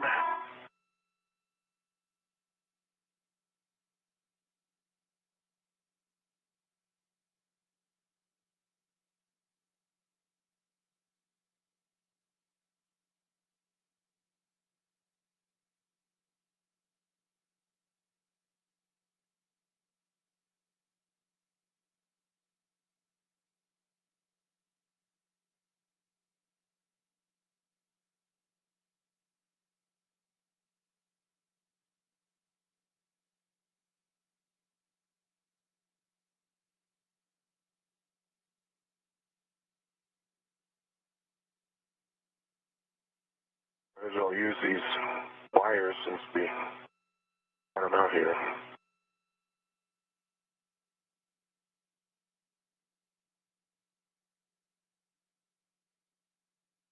Okay. We're lead. Thank you. I'll need your rect. Get re-nested here. Are you going to go on your BRT or are you going to go? Let's see, just for now. And you're going to pass it to me at your left hip? Yes. Yeah. Then I'll have to egress the APFR, so it might be too close. Well, this is not the permanent one. This is just the copy. The DGT one. Your ret is to the battery tether point. Okay, PGT coming out.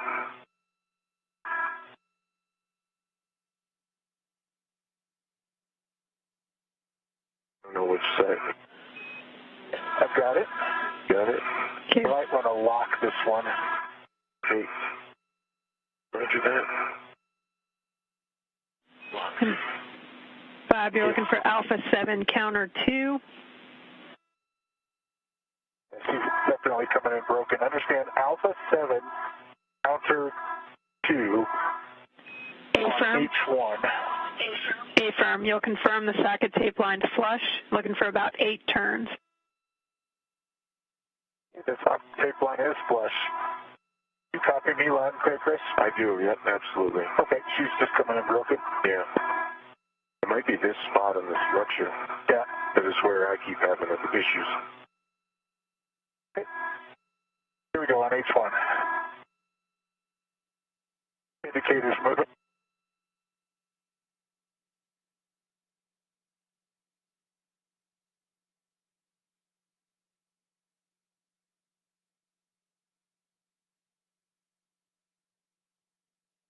There's 8 turns.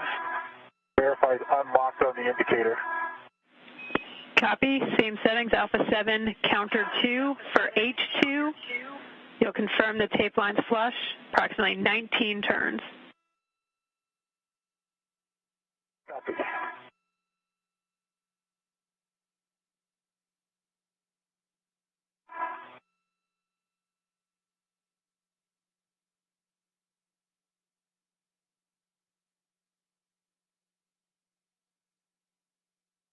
Yeah, I can't see the indicator. Can you see the indicator, Chris? Give me a sec. Oh, no, I got it. This was, look the same color. Okay, thanks for your lights. There we go. I like the valves and dragon.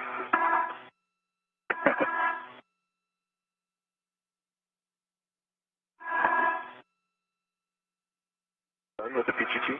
No, I bumped it to off.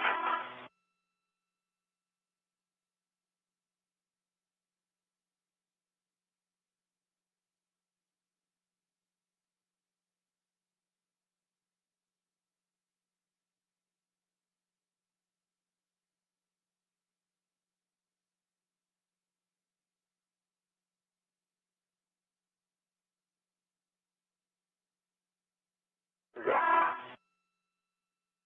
See it jacking out. I see the indicator moving.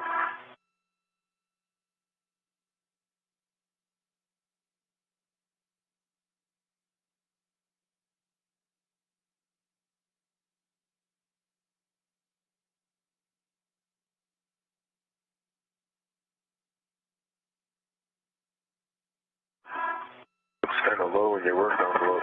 Yeah, it's kind of like that tape is also getting. Yeah, there's a slight angle to the wobble.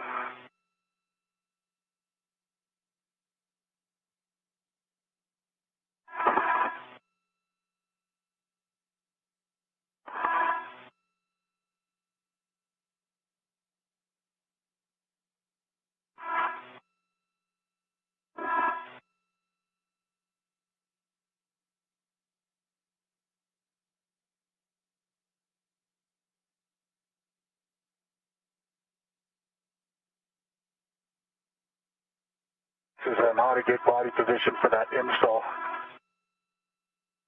Oh, yeah.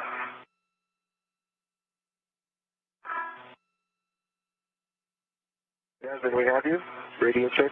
Yeah, A-firm. And would an additional roll on the APFR help? No, I think we've got the bolt released. The gauge 2 is just really low in the work envelope. In this APFR setting, it probably was expected. Yeah. So there's a different APFR config, but I think roll's not going to be enough. Copy. And you said status indicators unlocked in how many turns? 18 turns, and the status indicator was unlocked, and it clicked up there 2 or 3 times. Copy. You can hand the PD2 back to Chris to store on a swing arm, and you can remove the battery and hand it off to Chris, looking to hand H2 outboard. Copy. Let me know when you're ready for it, Chris. All right, I'm going to BRT down.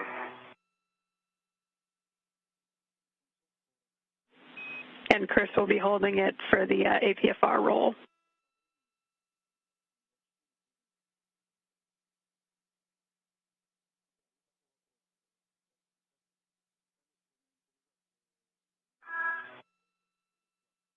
Yes, sir, I'm ready. And a good config. Here comes. Just watch my safety tether, it popped off.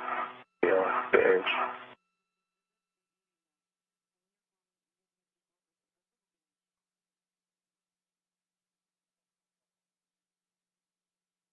Your ingress aid.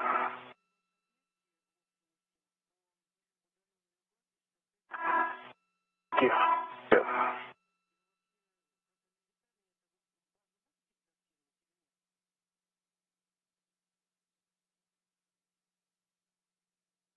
You've got H2. I have H2 and I have control of the battery. Okay. Got control of the battery. And I've got to roll across where you are here, so I'll do my best here. We're going to the adaptive plate location. A-firm in slot 4. And Bob, just make sure you also check your ingress aids tucked before that roll. Copy. Nada, de broma, todavía tanto no, pero sí, he perdido ya en total unos 20 kilos. Secure. Y no se te está quedando...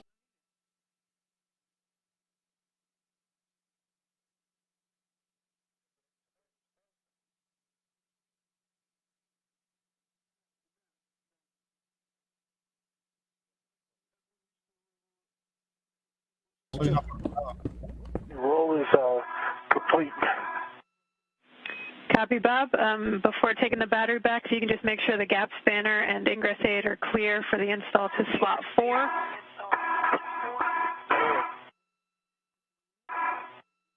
Okay, the gap spanner is clear.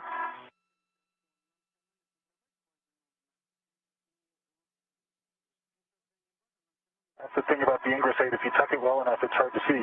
Verified that the ingress aid is tucked as well. Copy, and as you take the battery back, you're going to want to end up with H2 in your left hand.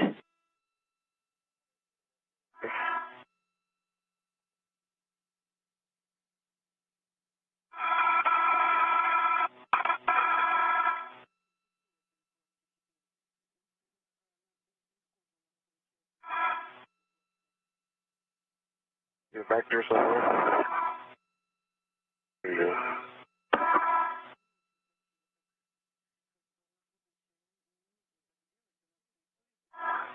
Okay. have it. I have the battery. You have control of the battery. Okay, ready to go.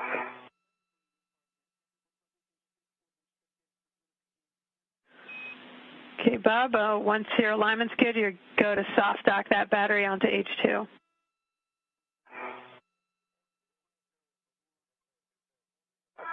Copy.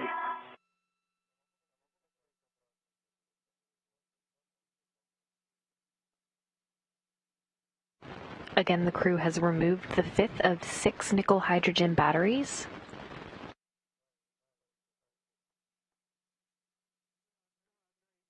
Any help with that cable over there, or you got it? I think the cable is good. Okay.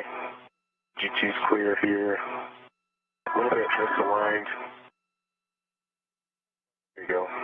The crew will now fix the battery on an adapter plate. Again, this will be moving battery number 6 to slot number 4. Okay.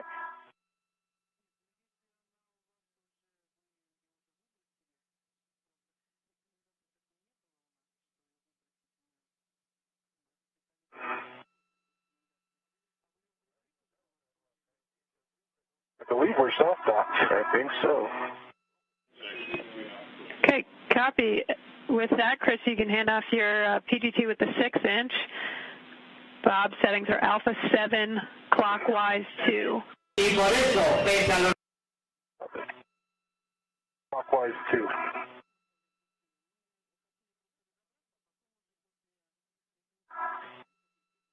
Okay, the PGT. And the Velcro strap again.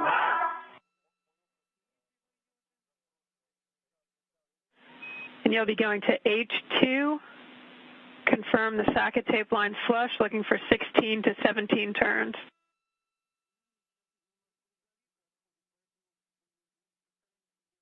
The socket tape line is flush. Understand 16 to 17 turns. And Rick, Chris, let me know if you can see it. Right, checking in. Roger that.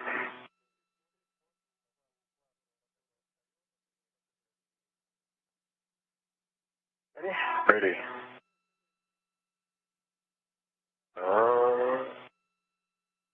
Didn't quite tell.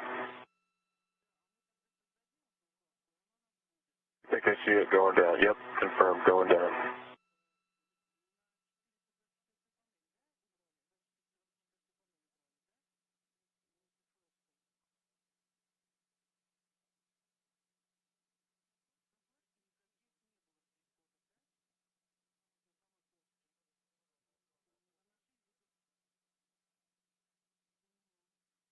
There's 16.25 turns, green light 9.2. Copy, and same settings, alpha 7, clockwise 2 for H1.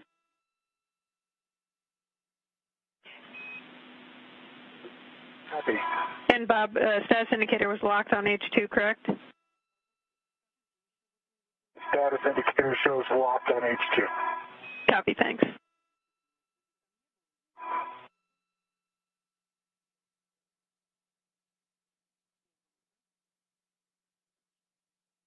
Another low work envelope. Yeah. Copy. And you're looking for 4 to 5.5 turns.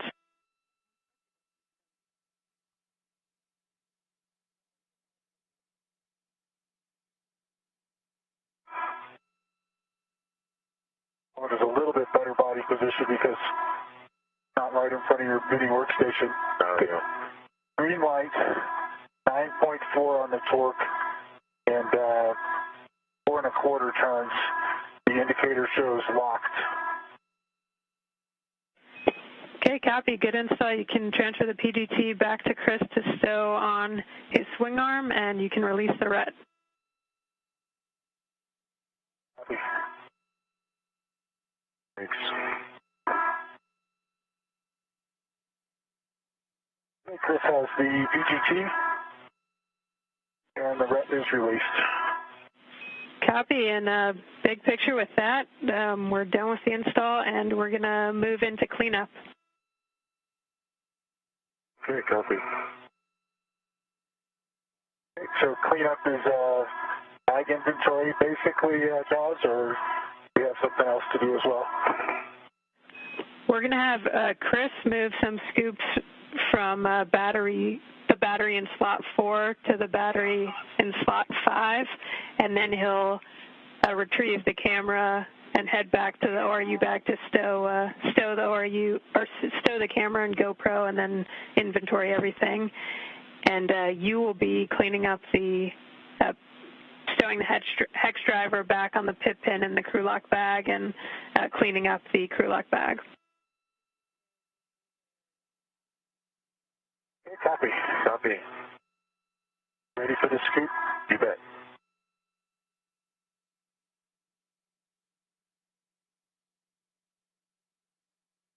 And as you just heard, the crew has finished their tasks for the day. 2 of those tasks were get-ahead tasks originally planned for next Wednesday's second spacewalk to replace batteries for the S6 Truss's 1B channel. In summary today, the crew removed 5 of the 6 aging nickel-hydrogen batteries, installed 2 of the 3 lithium-ion batteries, and moved 2 of the 3 adapter plates into the S6 1B channel. All right, good news.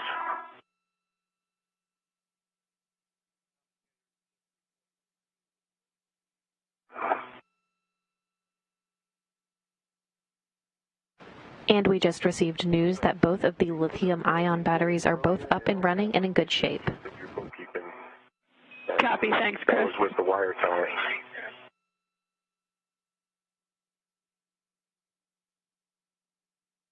Chris, it looks like your safety tether is not retracting right now. Yeah, I noticed that.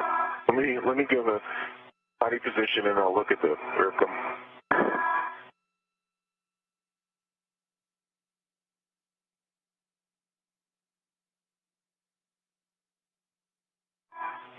Is it wrapped around me? Kind of, it has some dynamics with it right now. It's not wrapped around you anymore. Okay, copy. The reel had gotten bumped or locked. Feel it reeling in. Okay, it looks good now. Look good? Yeah, thank you for Just bringing it up. and Jaws, do I head to the crew lock bag? Hey, from Bob, you'll head to the crew lock bag, stow the hex driver on the pit pin ret, and then you can retrieve your PGT with the ret series and the adjustable and put it back on your swing arm. I have stowed the ingress aid flat to the boot plate. Copy, Bob, thanks. And tucked it down as well. Down, right? A firm, Chris. Both are at 9 o'clock down on battery 5. Copy that. H2 scoop is installed, working on H1 scoop. Copy, Chris.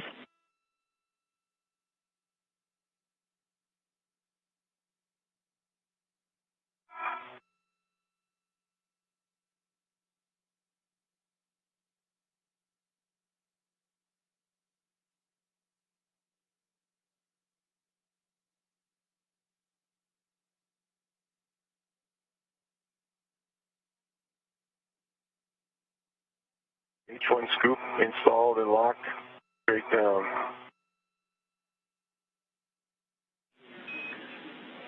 Copy, Chris. And Chris, we'll have you retrieve the camera, and if you don't mind, could you take some closeout photos of the IAA before you head back to your ORU bag? Camera and closeout photos. You got it. Thank you. And as you pass by there, Chris, could you release that adjustable from the scoop? Yeah.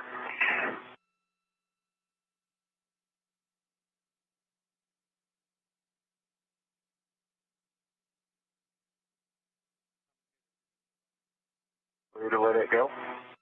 Yes. Thank you. Yep.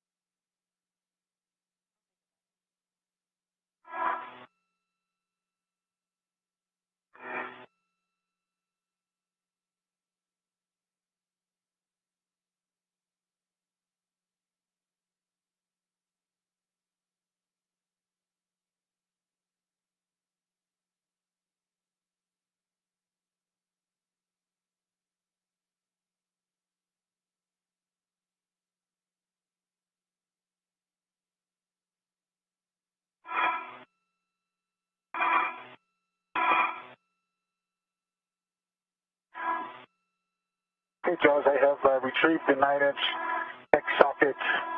It's on the pit pin, and it's a good tech test. I'm retrieving the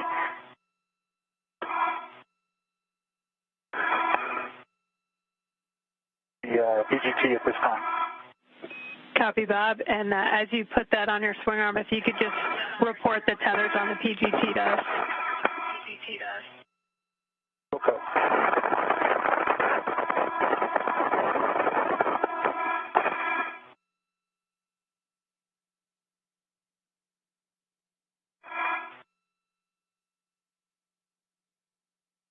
Two rets in series and adjustable on the PGT. Copy, Bob. Sounds good. And whenever you're ready, we can take an inventory of the crew lock bag if Chris is good with his forward steps. Yep, I have the camera on my possession. I'm taking close-off photos now.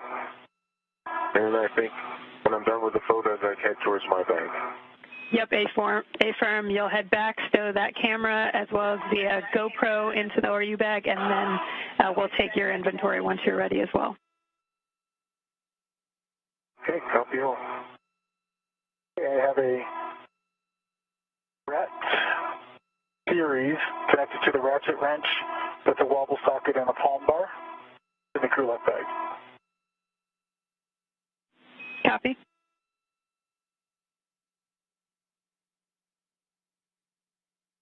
Yeah, Bob, I do not like this button on the camera. Yeah. I push probably 3 times more than I actually trigger a picture. I have 3 integral rets to adjustable tethers. Copy. I have a ret to a trash bag, and then another 2 rets that connect to the small trash bag. I've got a gap spanner combo that is on a ret, and the second gap spanner combo is to the internal ret. Copy. And I have the long duration tie down tether to a ring inside of the crew lock bag, and I have the 9-inch hex, the pit pin on a ret. Anything else you need? That's everything I'll do the inside. outside after I close it up, if that's okay. Okay? Yep, that's everything on the inside, Bob, and then whenever you're ready, we'll get the outside. Okay. Pictures taken parting the IEA.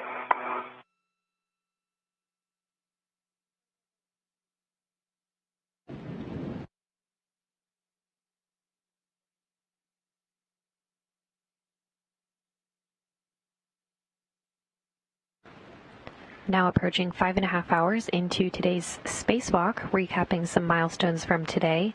Chris Cassidy and Bob Behnken were assisted in the Quest airlock this morning by NASA astronaut Doug Hurley and Russian cosmonaut Ivan Wagner, who helped the spacewalkers get suited up and run through various checks before stepping out into the vacuum of space. Doug Hurley closed the hatch at 5:46 a.m. Central Time this morning to begin depressurization. After depressurization, Chris Cassidy and Bob Behnken's suits were placed on internal battery power, officially marking the start of today's spacewalk at 6:32 a.m. Central Time. Following the official start of the spacewalk,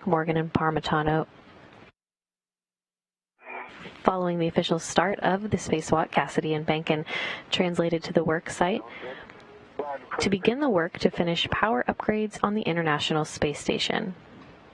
Running ahead of the timeline today, Cassidy and Behnken were also able to tackle the first task planned for next Wednesday's second spacewalk to replace the batteries for the S6 Truss's 1B channel, having completed all of the planned tasks for this first spacewalk involving the removal of 3 aging nickel-hydrogen batteries from the Truss's integrated electronics assembly and installing 2 new lithium-ion batteries in the truss.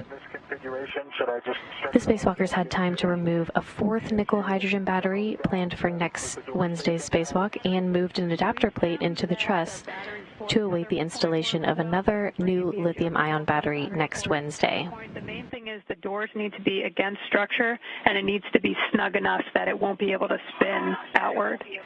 And the second get-ahead task, originally scheduled for the spacewalk next Wednesday, the crew removed the fifth of 6 nickel-hydrogen batteries and put it on an adapter plate, moving battery number 6 to slot number 4. In summary, the crew removed 5 of the 6 aging nickel-hydrogen batteries, installed 2 of the 3 lithium-ion batteries, and moved 2 of the 3 adapter plates into the S6 1B channel. Both new lithium-ion batteries are up and running and in good shape. The crew now is running through some final cleanup procedures before heading back into the International Space Station. Okay. Ret in series to the ratchet wrench with a 9-inch set installed on the ratchet and a palm wheel. Copy. Ret to an adjustable with a 2-puller and a pry bar. Copy.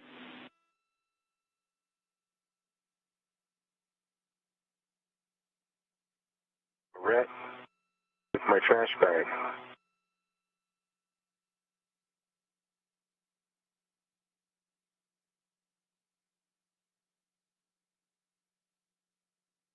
Ret with my trash bag, comm check. Okay, copy. Ret to your trash bag. An extra adjustable. Copy.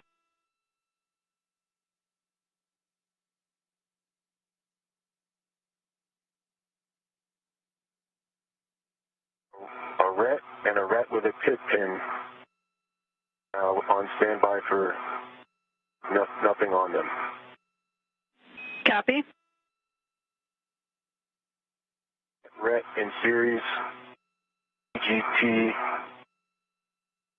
number 8, which is in the off position. It does have a PGT battery, and it has a 9-inch hex head at the end of it. Copy. And does that have an adjustable equipment tether on it? It does, yep. Thank you. Copy. And I'm going to have to add another tether. This bag kind of can just spin. Okay, Bob, so you're going to take one of the adjustables off your wrist? Correct. Copy.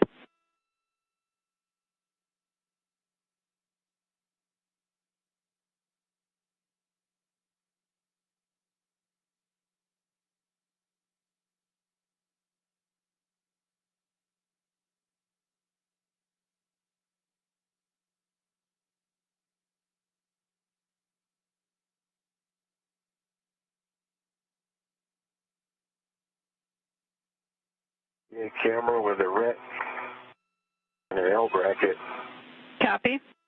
in the bag.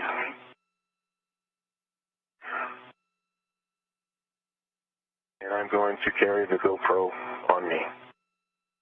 GoPro has a ret. Okay, copy, Chris. We are seeing that's everything inside the bag. Whenever you're ready, you can get the tethers on the outside. Okay, stand by.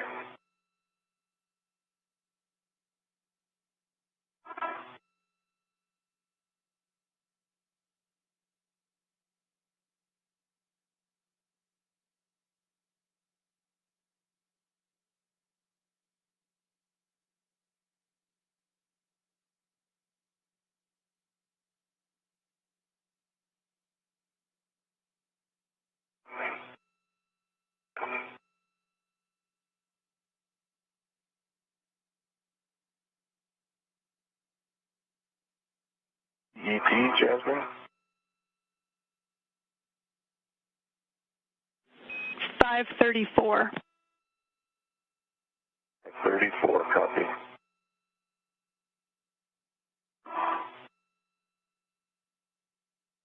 Okay, Jasmine, I have a additional adjustable for my right wrist that's going to the PFCS tether point, and I keep pointed towards the battery underneath the crew lock bag. Okay, copy that, Bob. And with that, if that crew lock bag looks good to you, you can retrieve your green hook. Copy.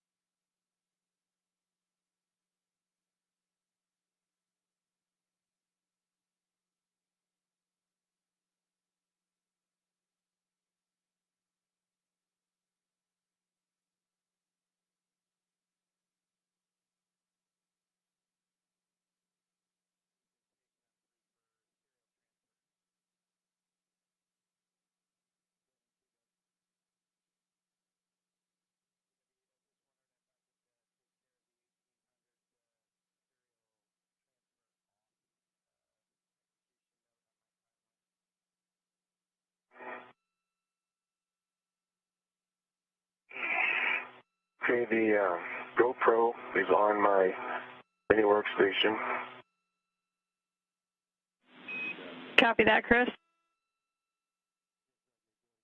My next action is to bundle, get the BRG on the ORU bag. Yeah, and Chris, we just need, what tethers are on the outside of the ORU bag? Oh yeah, thanks for the... There's one normal adjustable and one large small adjustable. Okay, that's a good check, and yep, you can put that on your BRT now.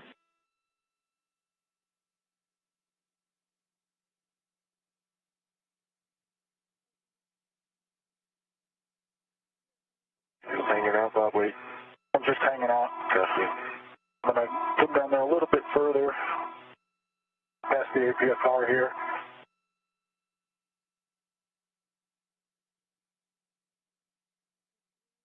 I think we've done enough for one day. Agreed. You've done a lot more than we're expecting. And I am tethered in my BRT, releasing the external.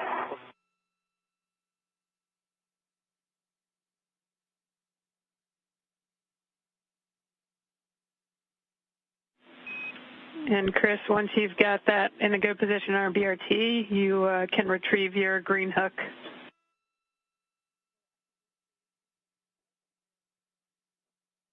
Okay, copy. And Bob, you already got your green hook, is that correct? I did get my green hook. Copy, thanks. It's closed onto my red reel.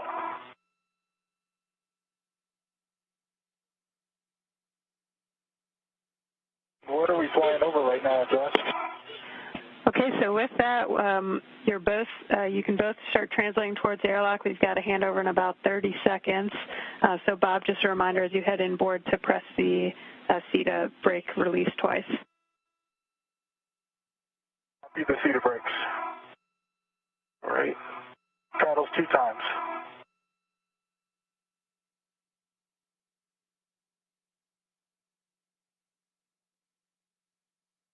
Right. Safety tether treating you okay there? Yeah. Yeah.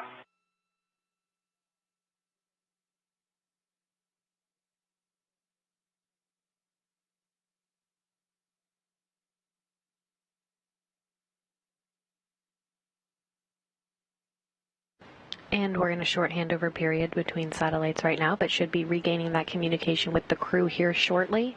Again, the crew is just finishing up some cleanup procedures before they head back into the International Space Station. Translation pass without a battery or a adapter plate. Yeah, no kidding. And Bob and Chris, Green hook is... Yep. oh, just saying I was back with you. Go ahead, Chris. Green hook is picked up.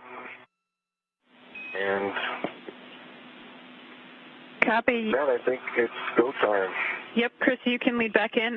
Bob, can you check the load alleviating straps on your safety tethers? We're not sure which one, but someone thought they saw something.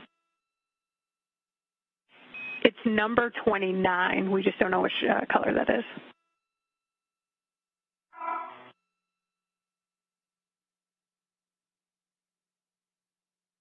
Looks okay to me. I don't know if you can something else to see on there or not. Did they think they saw?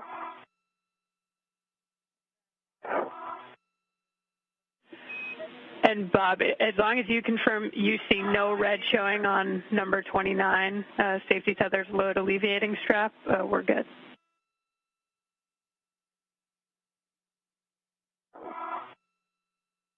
Yeah, there's no red on number 29. There's a red stripe on it, but that's on the outside of the whole buildup. Okay, stand by.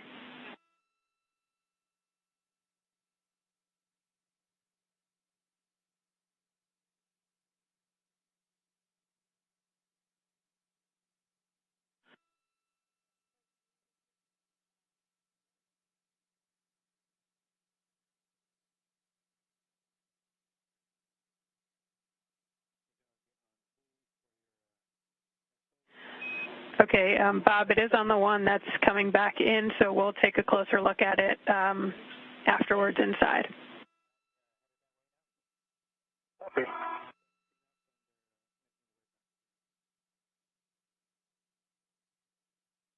EV1 on the seat is perch. Okay, Chris, you'll be putting in a rich man fair lead at handrail 3409.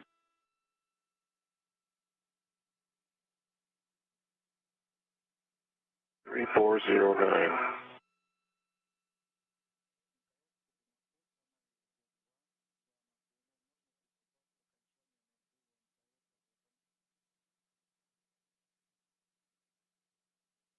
That's in the anchor hooks. Sorry, Chris, I thought I see you're now, you called the CETA cart, not the CETA spur. That's at the top of the CETA spur. Copy that. And Bob, reminder for you to hit the brake releases on the inboard brake release of each of the CETA carts. Copy that.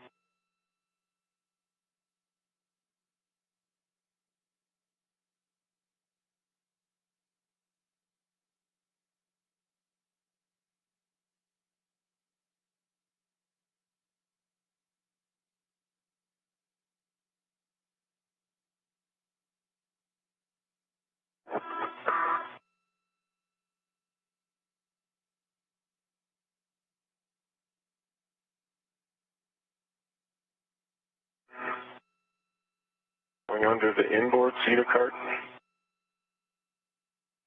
Copy, Chris.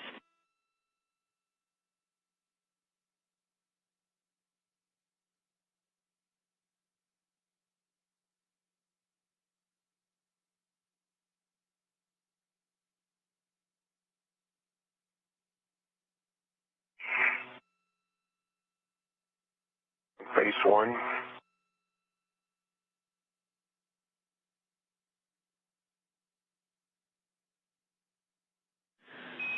Copy, Chris. And as you get to S0, again, that handrail is 3409.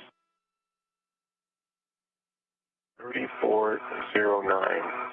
It's the long one at the top of the CETA spur. Affirm. Recall correctly. Copy that. And so you'll put a rich man in there and then weave your tether down the port row of handrails on the CETA spur.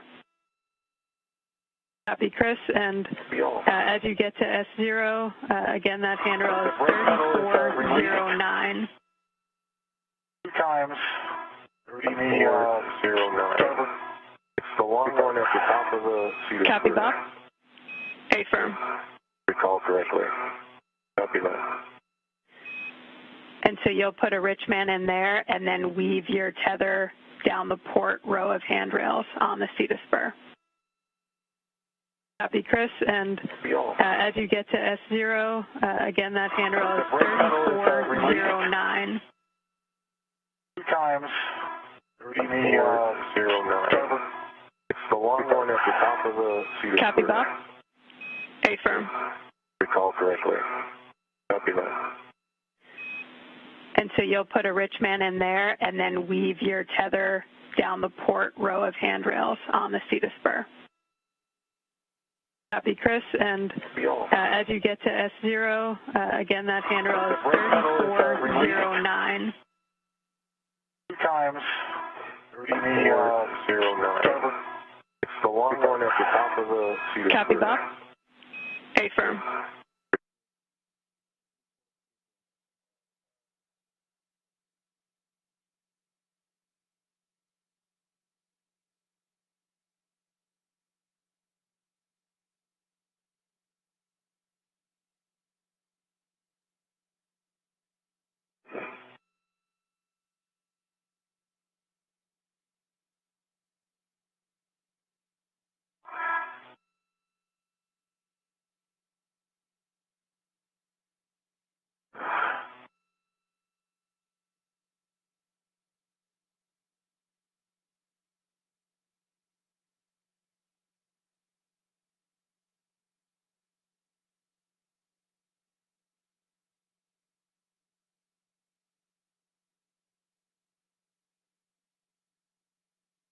And 2 times on the port. The cart. Copy that, Bob.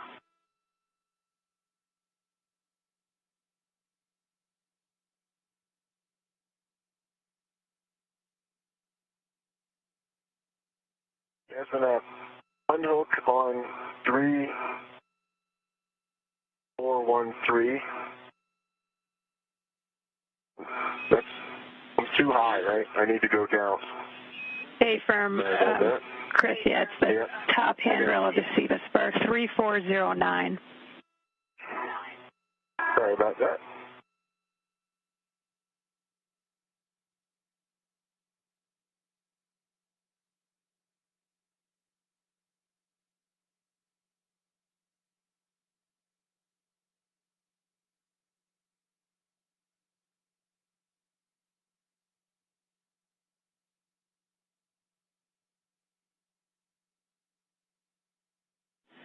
And Bob, as you get over to S0, you'll be putting in a rich man fair lead at 3410. The adjustable should already be there for it. Good job.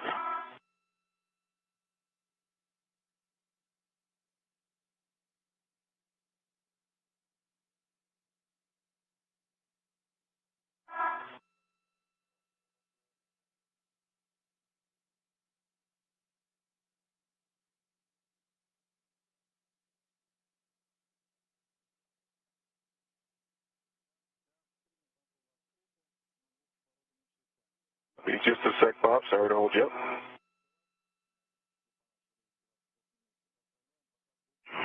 No worries, Chris. My comm is a little bit quiet.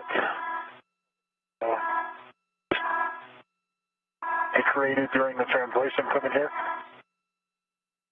Okay. Copy that, Bob. I do hear you, so.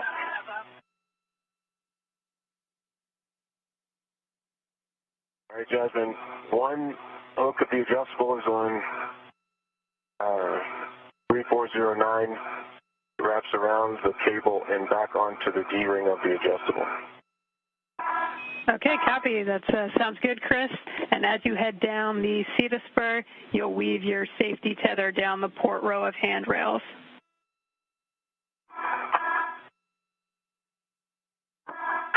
Copy that.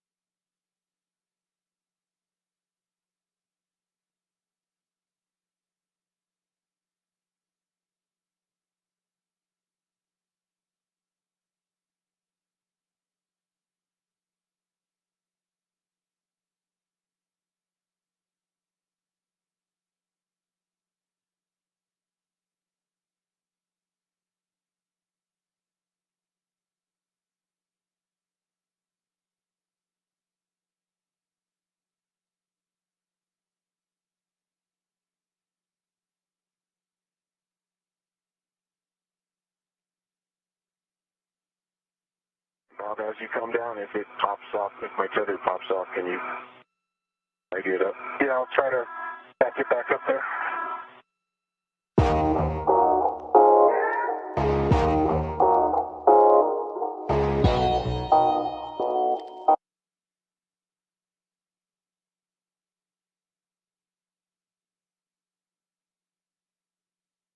Making the transition to the airlock toolboxes. Copy, Chris. And you're go to open the hatch thermal cover.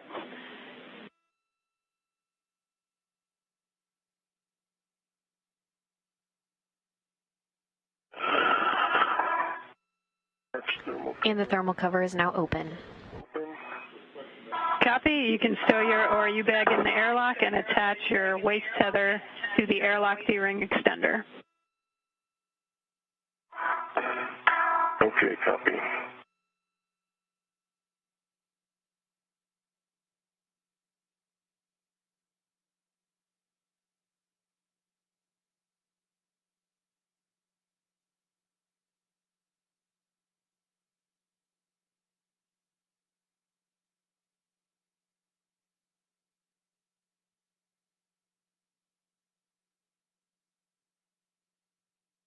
ORU bag is tethered inside the airlock.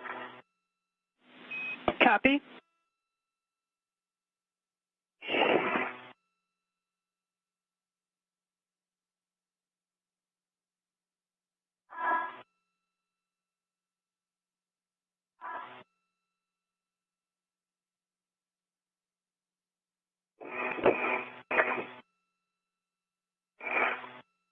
Okay, I've got a rich man spare lead at 3410. Copy that, Bob. You can head down towards the airlock, and you will not be putting in any more fair leads. All right, I confirm my right D-ring extender has a waist tether, which is gate closed and locked on both ends. The big hook is connected to the airlock D-ring extender. Copy that, Chris. With that, you will be taking your green hook to the aft external airlock D-ring. Just make sure you tether to it first. I'm going to the aft, copy with tethering. A-firm.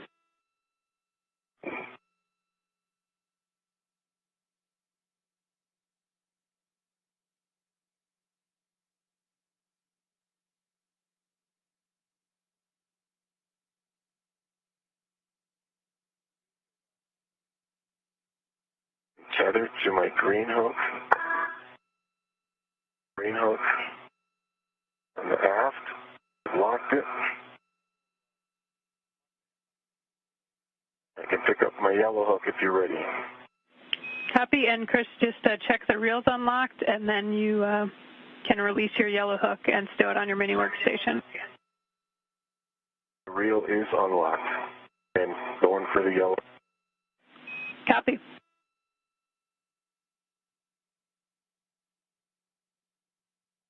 I'm at the airlock toolboxes. Copy, Bob. You'll also be attaching your waist tether to the airlock D-ring extender. Copy.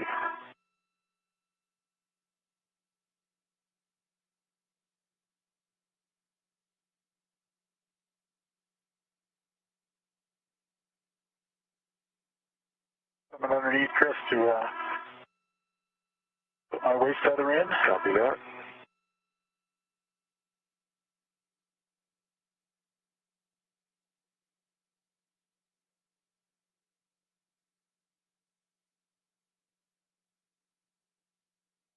Closed and locked onto the D-ring extender. Copy, and the end on you is also closed and locked.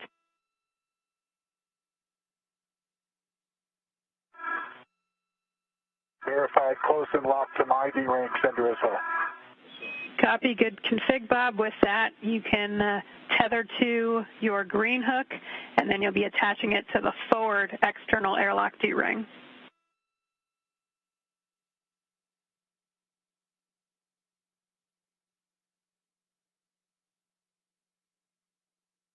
Copy.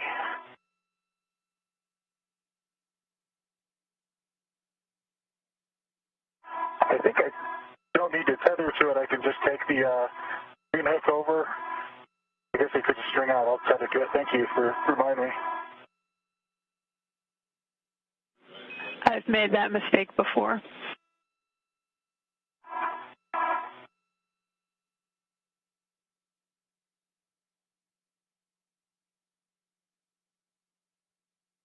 My green hook is close onto the forward ring. Copy, and copy, hook's locked and reel unlocked. The reel is unlocked and the hook is locked. Okay, with that, Bob, you can release your yellow hook and stow it on your mini workstation, and then you're go to ingress the airlock. Green hook is close onto the forward. Yellow hook's coming off. Copy, and copy, hook's locked and reel unlocked. On my mini workstation. Tether is really taut. The reel is unlocked and the hook is locked. Okay, with that, Bob, you can release your yellow hook and stow it on.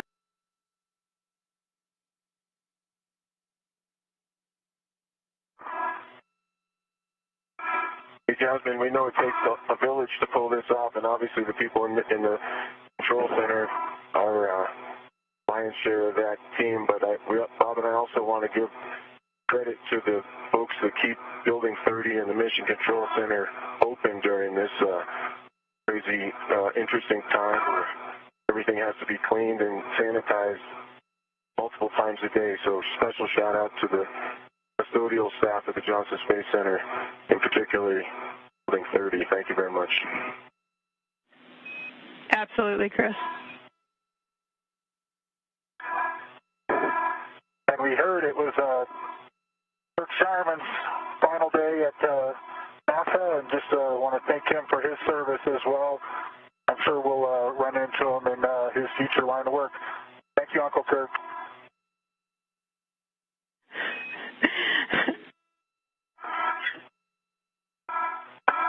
Ready for me, Bob? Yep, I'm ready.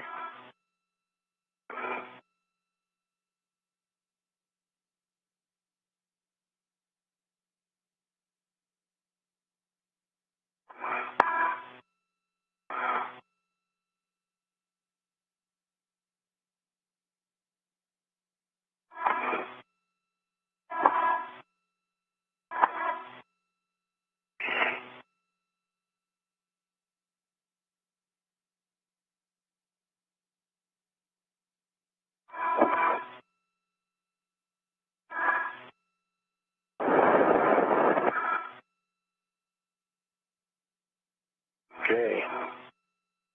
Thermal cover closed. Copy, thermal cover is closed. With that, you can both remove your SUs from their pouches, remove your DCM cover and Velcro to the DCM, and connect your SUs to the DCM. Copy all, in work. And Doug Hurley inside the equipment lock section of the airlock, waiting for the 2 spacewalkers to get back inside today.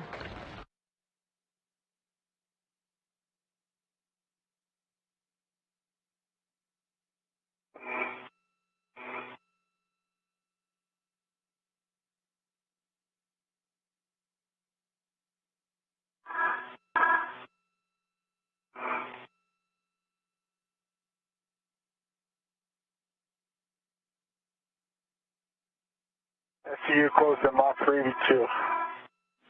Copy, Bob.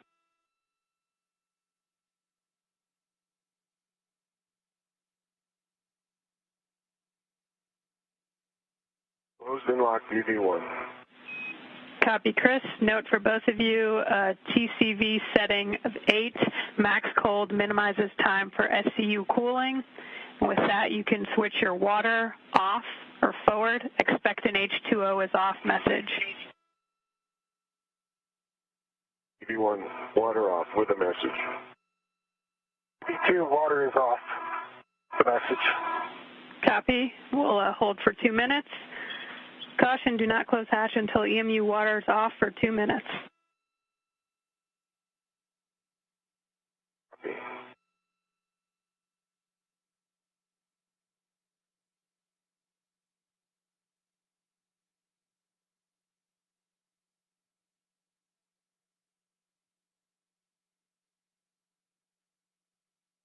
Enough room, Chris? Yeah, I got oodles of room, actually.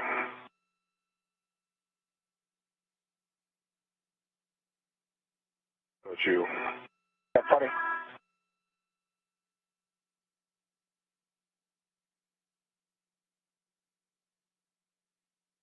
Sorry, anything I need to pull up that's... No?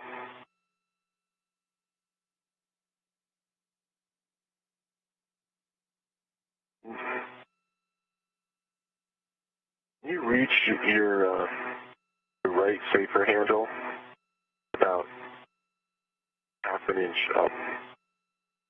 Okay.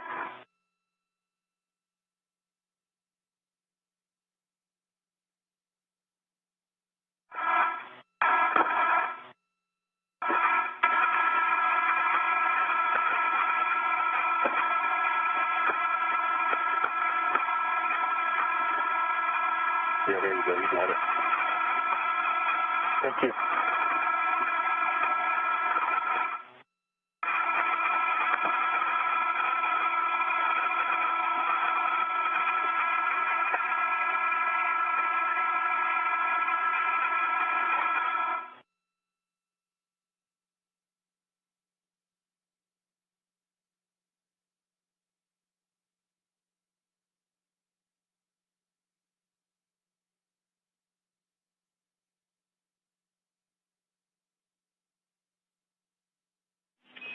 Okay, it's been 2 minutes. Chris, you can verify the outer hatch is clear of hardware and the handle is positioned per the hatch decal. Okay. Outer hatch is clear. Copy. Ready to close? And handle per decal, and then you can close and lock it.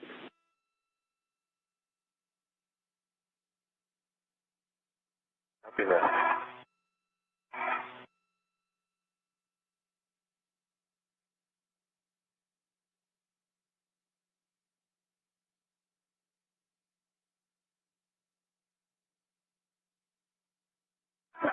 That's why we don't like all those things. Yeah, exactly.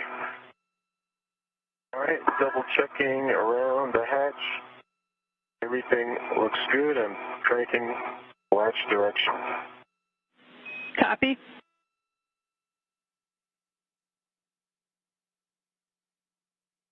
And locking the tab. Tab's locked. The hatch is locked. Copy. Hatch is closed and locked. Both of you can, Bob, on the UIA, check the oxygen EMU 1 and 2 valves. 2 of them are open.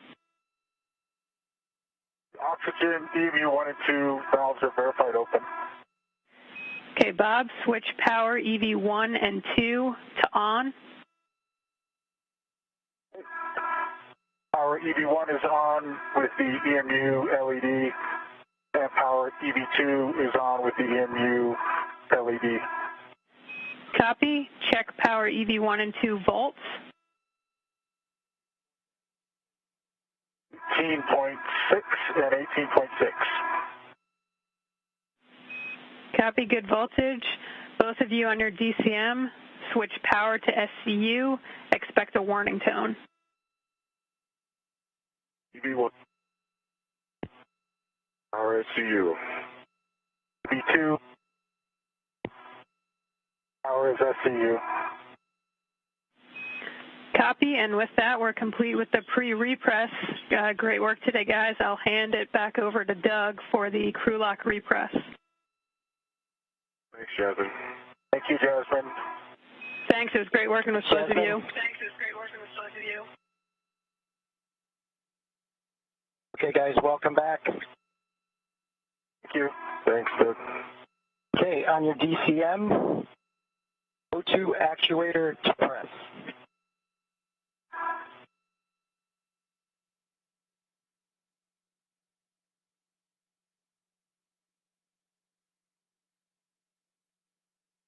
For EV2, O2 position is press.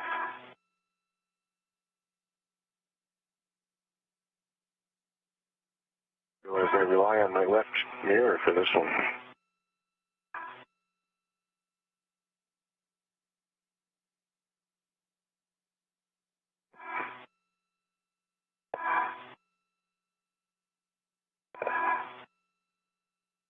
EV1 in press. Copy in press, and could you check the EV hatch MPEP closed? EV hatch MPEP is confirmed closed. Copy closed. Okay, next I'm going to start to throttle the IV hatch equalization valve. Expect an alert tone, and just to give me a call if it's too much or too little. I'll just crack it initially, and then we'll take it from there, and I'll just go on your call. Copy. Copy. Okay, here we go.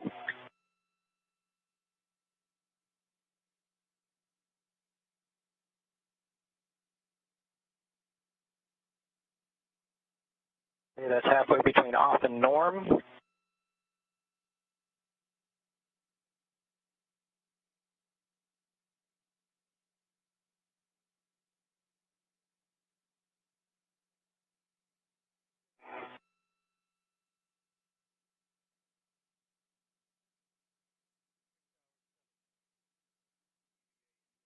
You guys are good with it? I'll take it all the way to norm. I'm good. I'm good. Yeah, the comm is really weak for me. I don't know if you can hear me. I've got you loud and clear. Got you loud and clear, Bob. How me? And repressurization is officially underway, marking the official end time for today's spacewalk at 12:39 p.m. Central Time, bringing the spacewalk total time to 6 hours and 7 minutes. Yeah, you're coming across loud and clear. Repress rate is good for me. Good for me as well. Oh, you're in norm.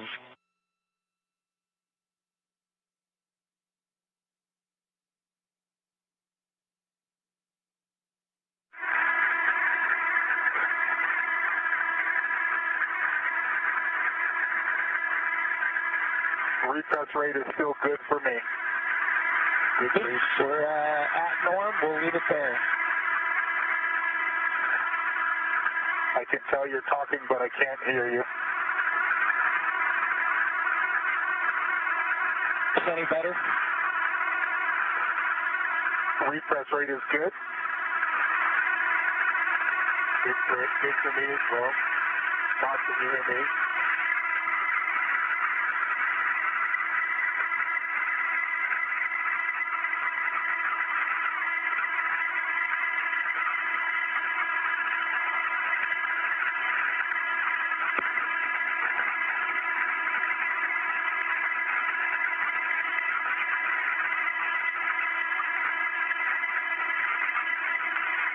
Repress rate is still good for me.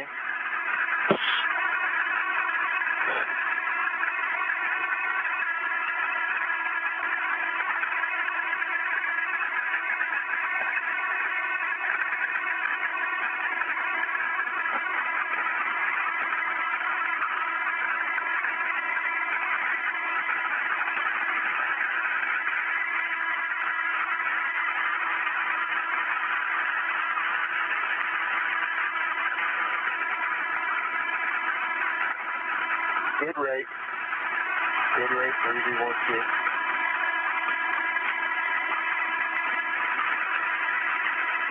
Good rate.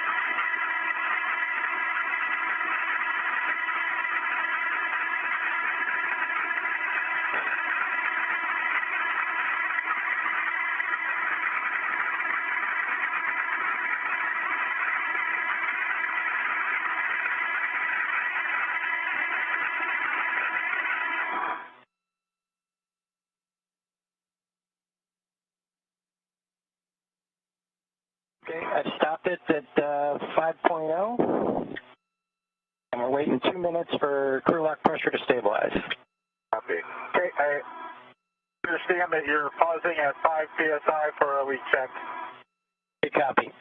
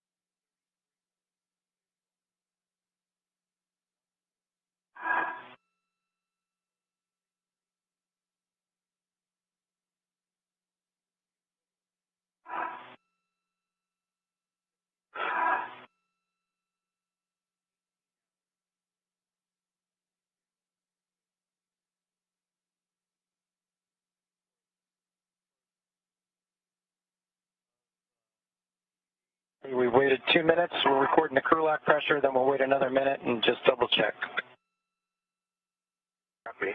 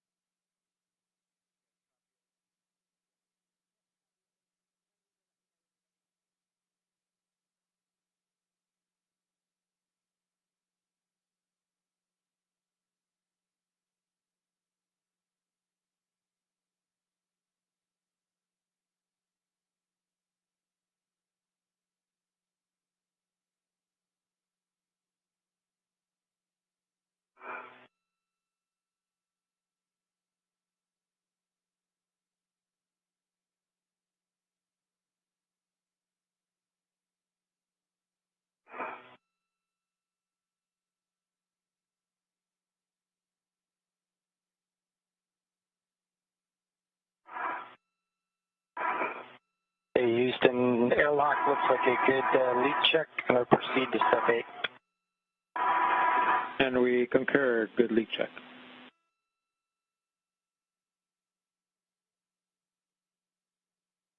Okay, gents, check your glove heaters off. Glove heaters off.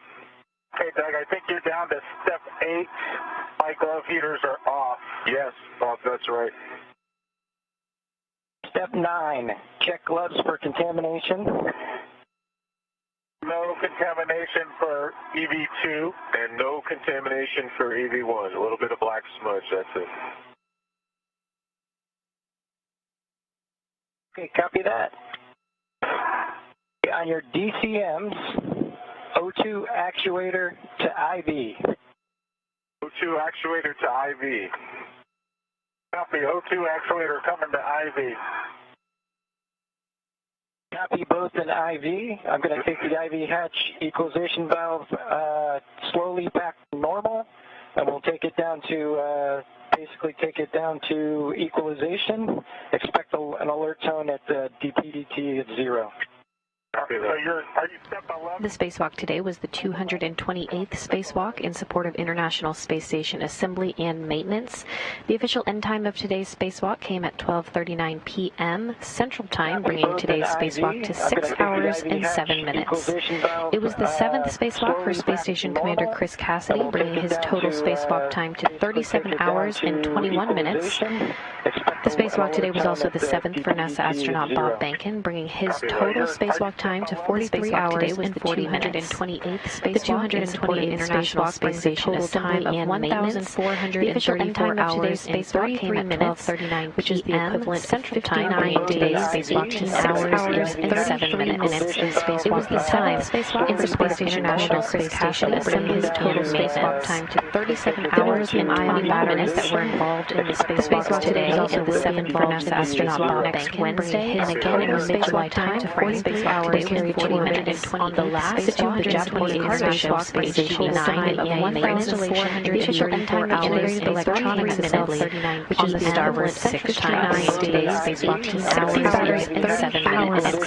It was the time in the Space International Space Station assembly starboard maintenance power channel 7 hours and 21 batteries that were involved in the spacewalk today. Also the 7th for NASA astronaut Bob Behnken, Wednesday, and again in mid-July time to 43 hours and 40 minutes. On the last, the Japanese International Space Station 9 of 1,434 electronics assembly, which is the starboard 6 times today's spacewalk to 6 hours and 7 minutes. It was the time in the Space International Space Station assembly starboard maintenance power channel 7 hours and 21 batteries that were involved in the spacewalk today. Also the 7th for NASA astronaut Bob Behnken, Wednesday, and again in mid-July time to 43 hours and 40 minutes. On the last, the Japanese International Space Station 9 of 1,434 hours electronics assembly, which is the starboard 6 times today's spacewalk to 6 hours and 7 minutes. It was the time in the Space International Space Station assembly starboard maintenance power channel 7 hours and 21 batteries that were involved in the spacewalk today. Also the 7th for NASA astronaut Bob Behnken, Wednesday, and again in mid-July time to 43 hours and 40 minutes. On the last, the Japanese International Space Station 9 of 1,434 hours electronics assembly, which is the starboard 6 times today's spacewalk to 6 hours and 7 minutes. It was the time in the Space International Space Station assembly starboard maintenance power channel 7 hours and 21 batteries that were involved in the spacewalk today. Also the 7th for NASA astronaut Bob Behnken, Wednesday, and again in mid-July time to 43 hours and 40 minutes. On the last, the Japanese International Space Station 9 of 1,434 hours electronics assembly, which is the starboard 6 times today's spacewalk to 6 hours and 7 minutes. It was the time in the Space International Space Station assembly starboard maintenance power channel 7 hours and 21 batteries that were involved in the spacewalk today. Also the 7th for NASA astronaut Bob Behnken, Wednesday, and again in mid-July time to 43 hours and 40 minutes. On the last, the Japanese International Space Station 9 of 1,434 hours electronics assembly,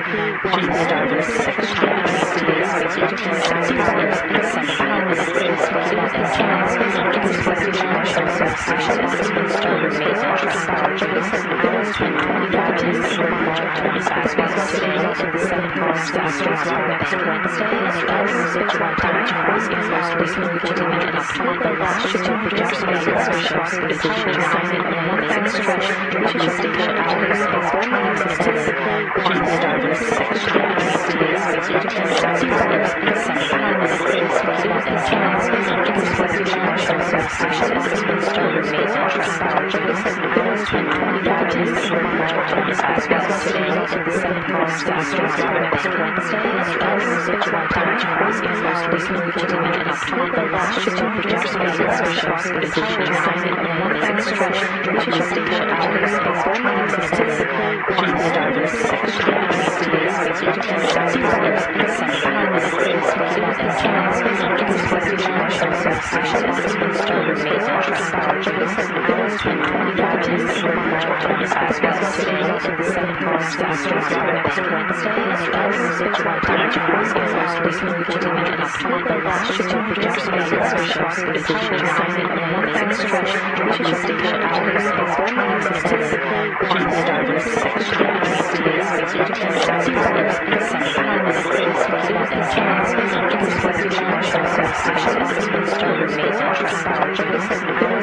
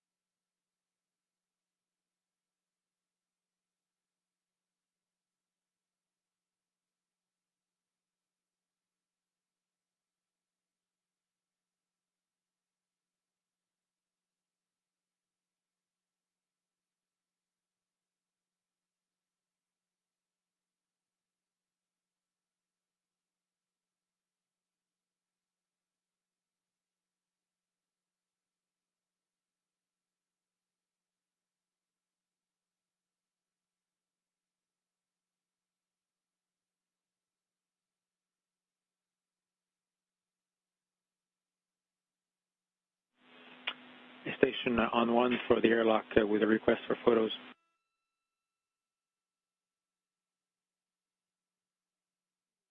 Go ahead. Hey Doug, can you take photos of the load alleviating strap on peanut number 29? We see this red line there.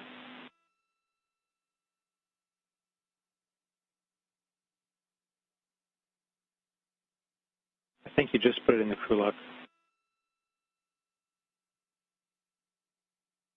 Take care of it. Thank you.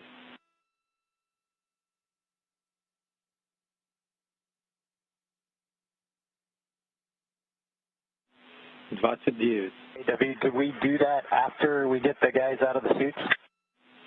Certainly, yeah, just on your to-do list.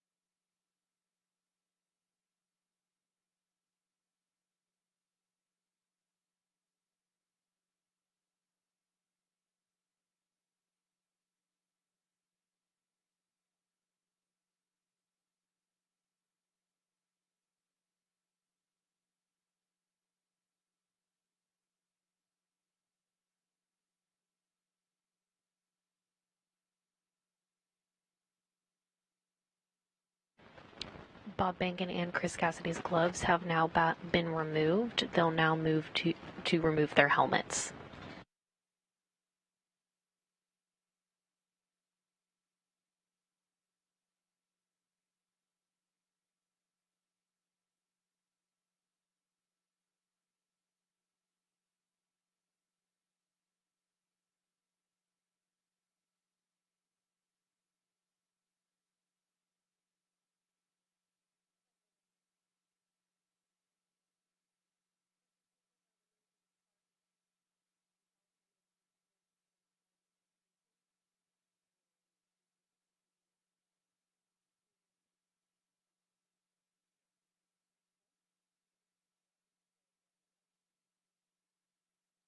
And Doug, on one, can we check Bob's Snoopy cap, see for moisture inside and if the embeds are in place?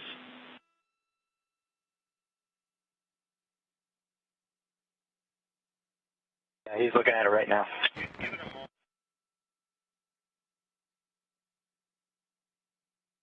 Yeah, it looks like a fair amount of moisture in both ear cups if I'm making an assessment. Okay, thanks. And are the embeds in place, those little stickers?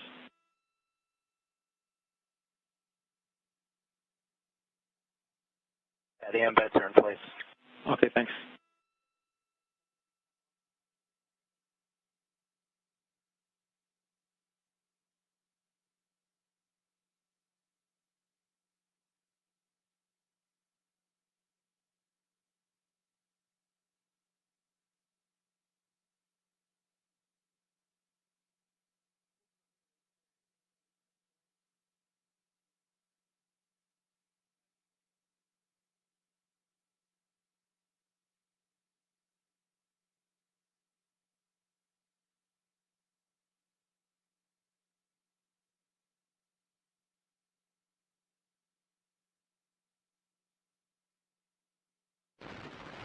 Recapping some milestones from today, Chris Cassidy and Bob Bankin were assisted in the Quest airlock this morning by NASA astronaut Doug Hurley and Russian cosmonaut Ivan Wagner, who helped the spacewalkers get suited up and run through various checks before stepping out into the vacuum of space.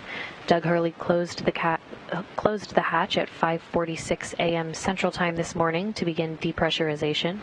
After depressurization, Chris Cassidy and Bob Bankin's suits were placed on internal battery power, officially marking the start of today's spacewalk at 6:32 a.m. Central Time.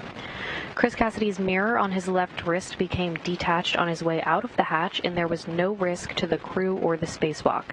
Cassidy was still able to use the mirror on his right wrist for the duration of the spacewalk today with no issues.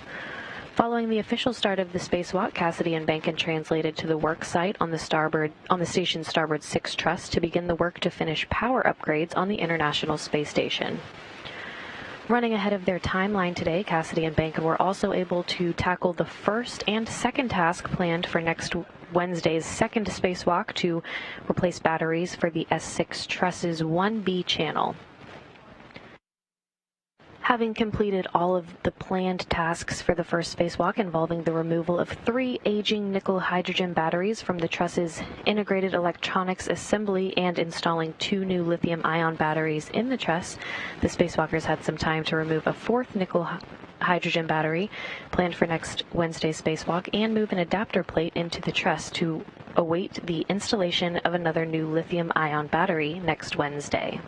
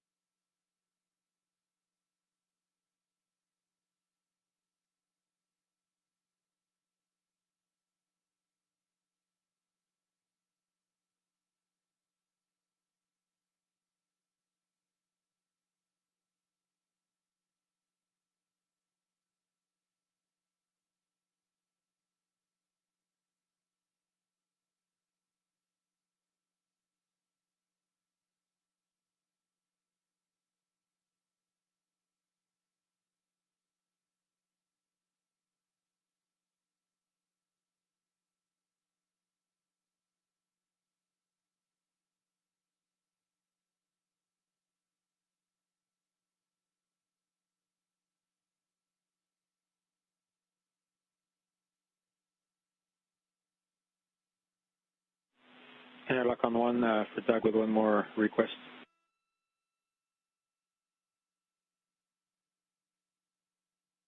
Go ahead.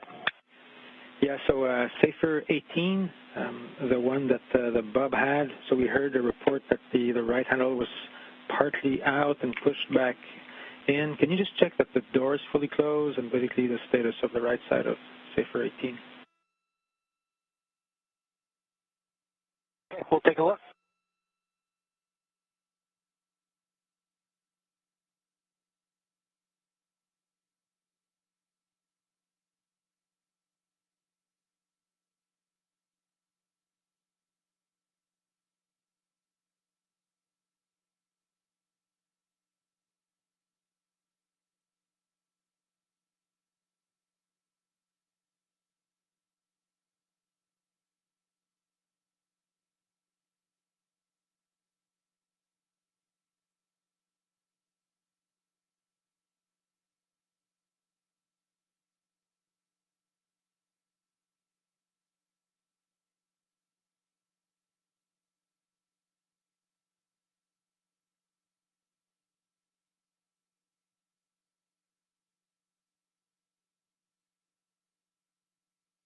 Just an airlock on one. The right side of Safer 18 looks fine. Doors closed. No issues whatsoever. Okay, thanks for the status.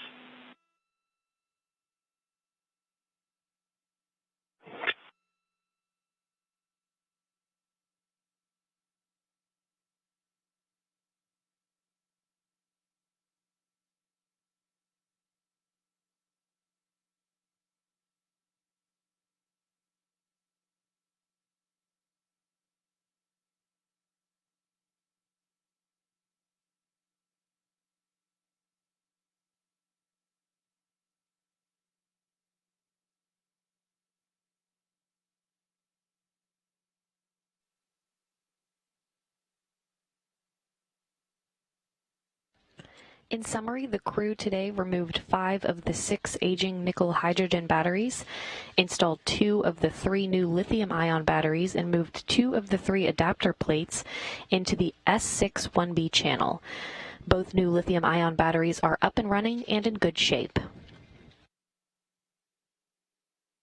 Our coverage of the 288th spacewalk in support of International Space Station assembly and maintenance will end here, but we'll see you back here on Wednesday, July 1st for the next in a series of these battery replacement spacewalks. The 6 aging coverage will begin at 5 a.m. Central Time, 6 a.m. Eastern. New lithium-ion Cassidy and Bacon will go out to 3 adapter plates, the first of 2 power channels left to be upgraded on the International Space Station. Lithium-ion batteries are up and running and in good shape. Chris Cassidy and Bob Bankin safely back inside the station. That'll wrap up our coverage for today. Coverage of the 288th spacewalk in support of International Space Station assembly and maintenance will end here, but we'll see you back here on Wednesday, July 1st for the next in a series of these battery replacement spacewalks. The 6 aging coverage will begin at 5 a.m. Central Time, 6 a.m. Eastern. New lithium-ion Cassidy and Bacon will go out to 3 adapter plates, the first of 2 power channels left to be upgraded on the International Space Station. Lithium-ion batteries are up and running and in good shape. Chris Cassidy and Bob Bankin safely back inside the station. That'll wrap up our coverage for today. Coverage of this is Mission Control Houston spacewalk in support of International